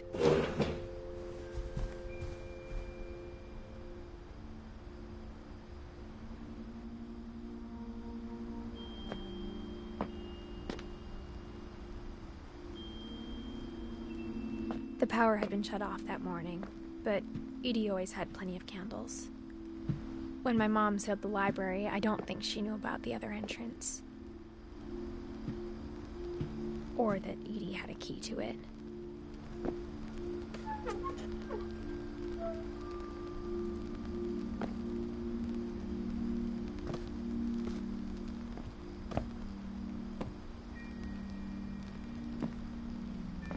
That thing you're afraid of isn't going to end when you leave the house. Edith has a right to know these stories. My children are dead because of your stories. I think it's best if Edith and I leave tonight. We'll have the nursing home send a van for you in the morning, okay?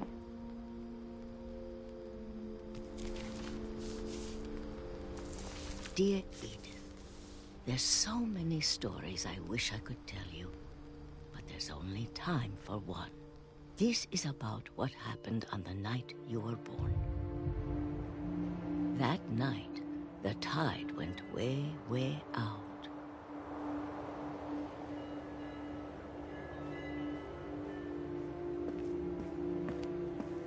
It was the first and last time I ever saw the old house aground.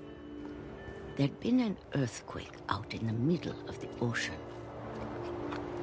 They called it the lowest tide in 1,000 years. God, it smelled awful. You know, I've seen that house every day of my life.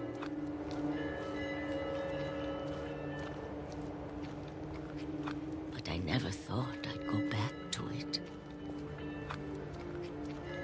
When the fog rolled in, I lost my way.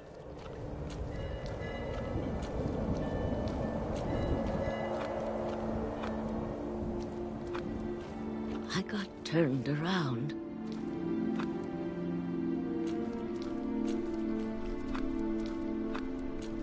I started seeing things.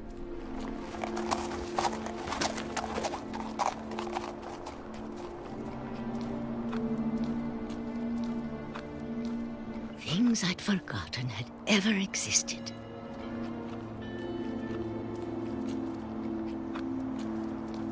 But when I saw them, they felt like old friends.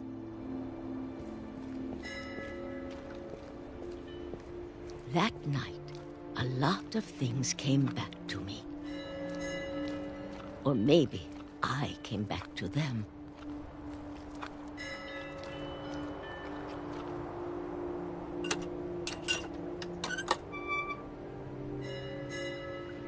Things I can't explain, but that I need you to try and... Edith, what are you doing in here? It's mine. Edith! Mom, you're gonna rip it! Let go! I kicked and screamed, but Mom dragged me to the car.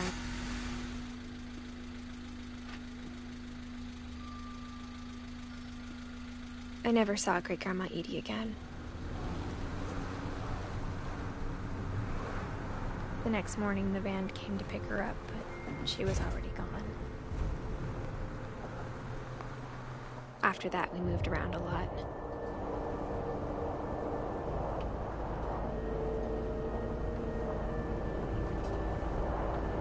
We both tried to make the best of it.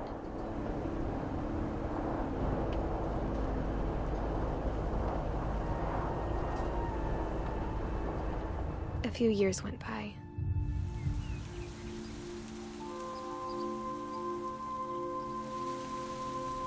My mom didn't like to talk about it, but she started getting sick a lot.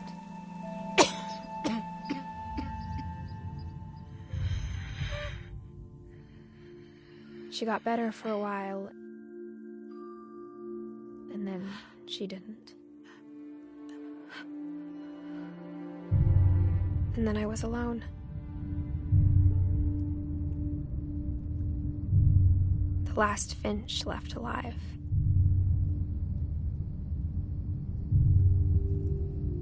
Until I found out about you. I'm still not sure what to tell you about all this. If we lived forever, maybe we'd have time to understand things. But as it is, I think the best we can do is try to open our eyes. And appreciate how strange and brief all of this is.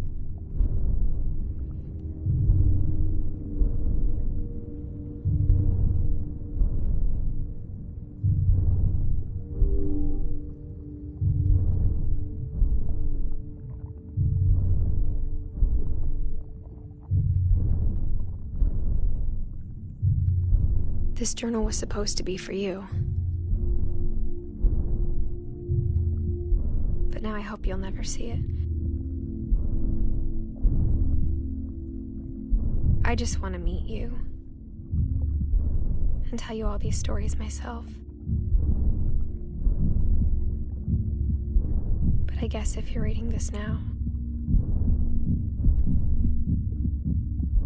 things didn't work out that way.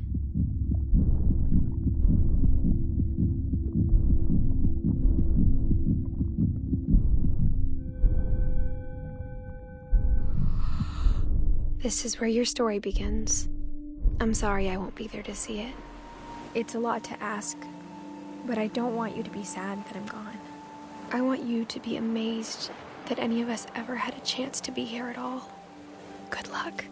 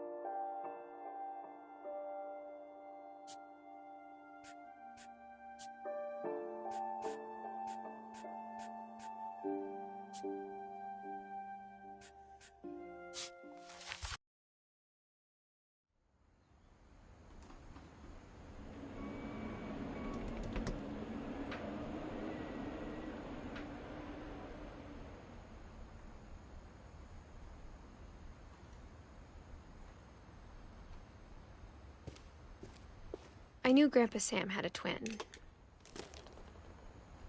and that he never talked about him.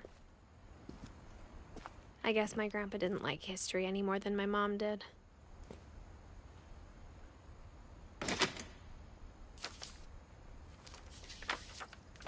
How I Want to Remember My Brother by Sam Finch. The thing I remember is that when he made up his mind, that was it. My brother said he'd die before he ate another mushroom. And he did. At Barbara's funeral, we swore we'd never be afraid again. And he wasn't. I think Calvin always wanted to fly. Sam! Calvin! Dinner's ready! Coming! But that day, he finally made up his mind to do it. I told him going around was impossible. Maybe if I hadn't said that, Calvin! I'm not gonna tell you again! maybe if the wind hadn't picked up, then maybe he'd still be here. But I doubt it. I think he'd already made up his mind. That's what I want to remember about my brother.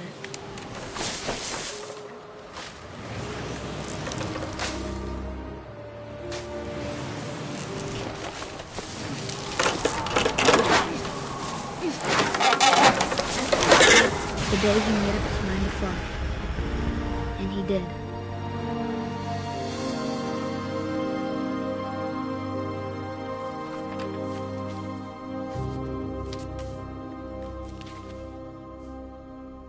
Calvin's story felt strangely familiar. When I was younger, I remember trying to do the exact same thing.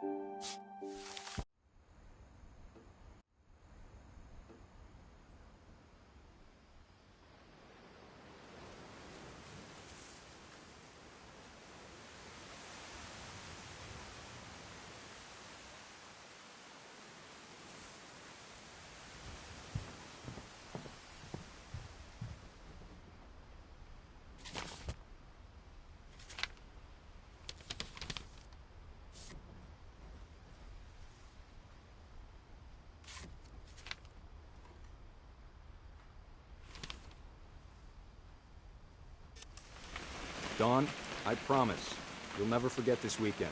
Yes, sir. These memories are gonna last a lifetime. Am I gonna have to shoot anything? It's a hunting trip, Dawn. Shooting is strongly encouraged.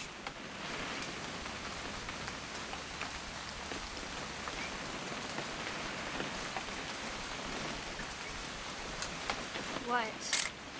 Perfect. It's gonna rain the whole weekend, isn't it?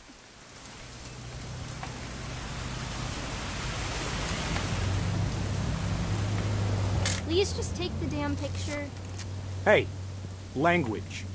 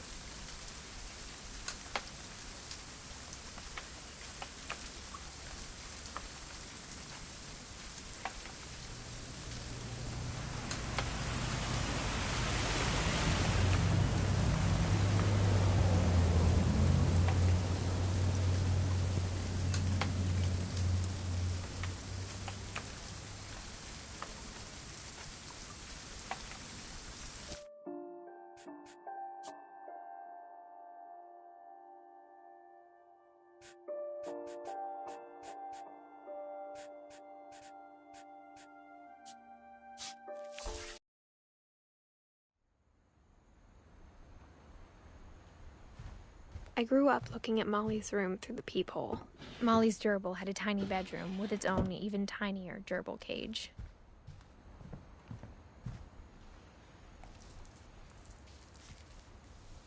December 13th, 1947. Dear Diary, I'll be gone soon, but I wanted to tell somebody about what's gonna happen. It started when Mom sent me to bed without dinner. I woke up and I was starving, so I looked around for something to eat. The gerbil food was dry, but I didn't mind it.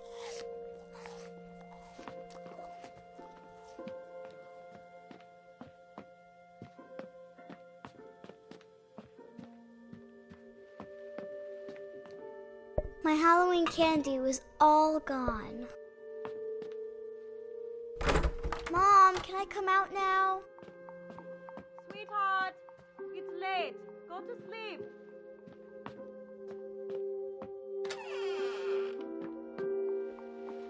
I kept eating and eating.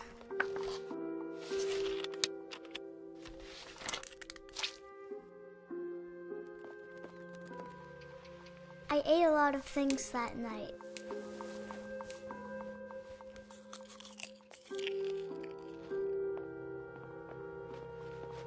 Then I heard chirping outside my window. I thought about eating Christopher, but I held back. It was a barn swallow going back to her nest. I reached out for her.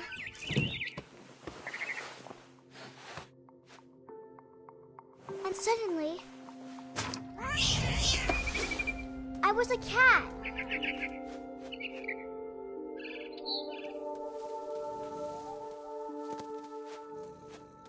I tried to be quiet, but the bird was really scared.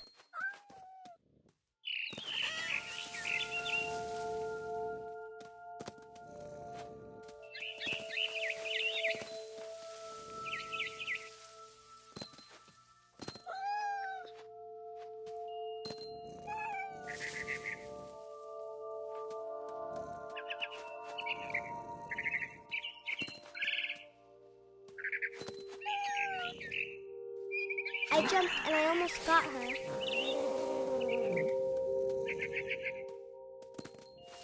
I could tell she was getting really tired. Now I was up in the big tree. I promised Dad I wouldn't climb it anymore. All I cared about was eating that mama bird.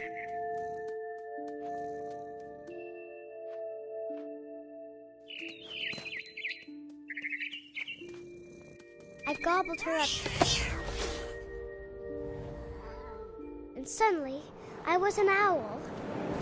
First, all I heard was the wind.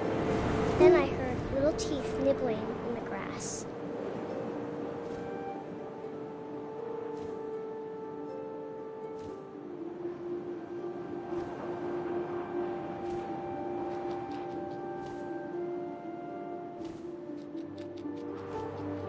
Rabbits.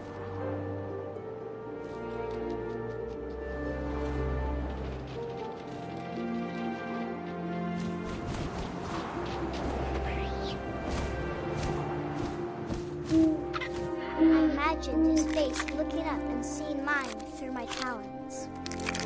I swallowed him up, and I didn't chew one bit. Then I flew off to find something bigger.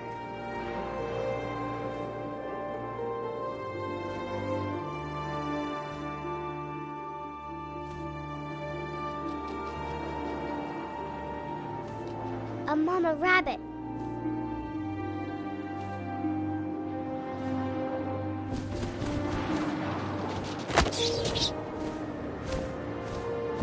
She was almost too big to carry.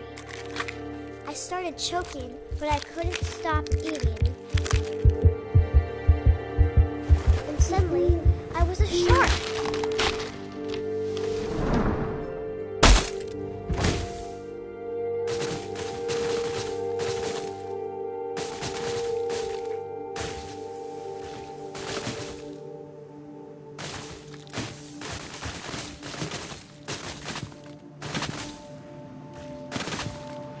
I rolled off the cliff and into the ocean. Now, I was hungrier than ever.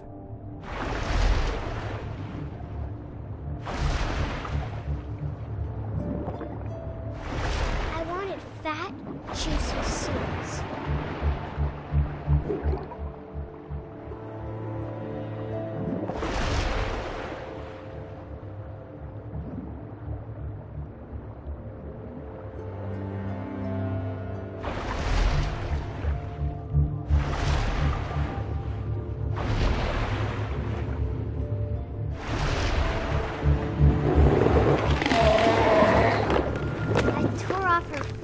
And it tasted really good.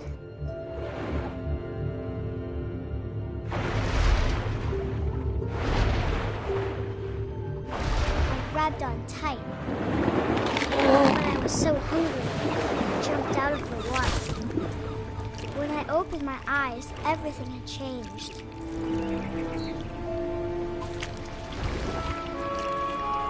Now I was a monster, and I smelled people everywhere.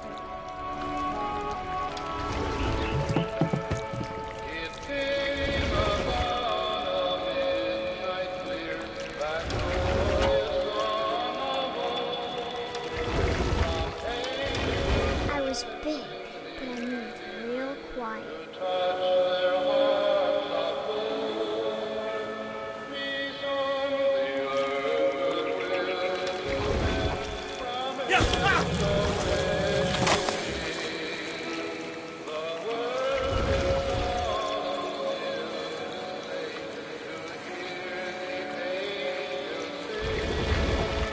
I wanted to stop, but also I didn't. Sailor, what shall we do with a drunken sailor? His belly with a rusty razor, shave his belly with a rusty razor, shave his belly with a rusty razor. What shall we do with a drunken sailor? What shall we do with a drunken sailor? What shall we do with a drunken sailor? Put him in bed with the captain's daughter. Put him in bed with the captain's daughter. Put him in bed with the captain's daughter. What shall we do with a drunken sailor? What shall we do with a drunken sailor? What shall we do with a drunken sailor?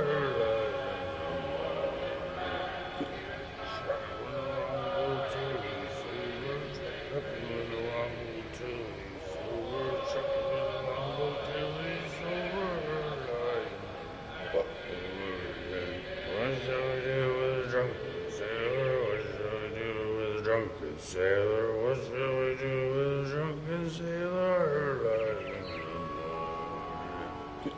Put him in the scuppers with a hose by bottom. Put him in the scuppers with a hose by bottom. Put him in the scuppers with a hose by bottom. What shall we do with a drunken sailor? What shall we do with a drunken sailor? What shall we do with a drunken sailor? Heave-ho, she rises, heave-ho, she rises, heave-ho, she rises in the morning.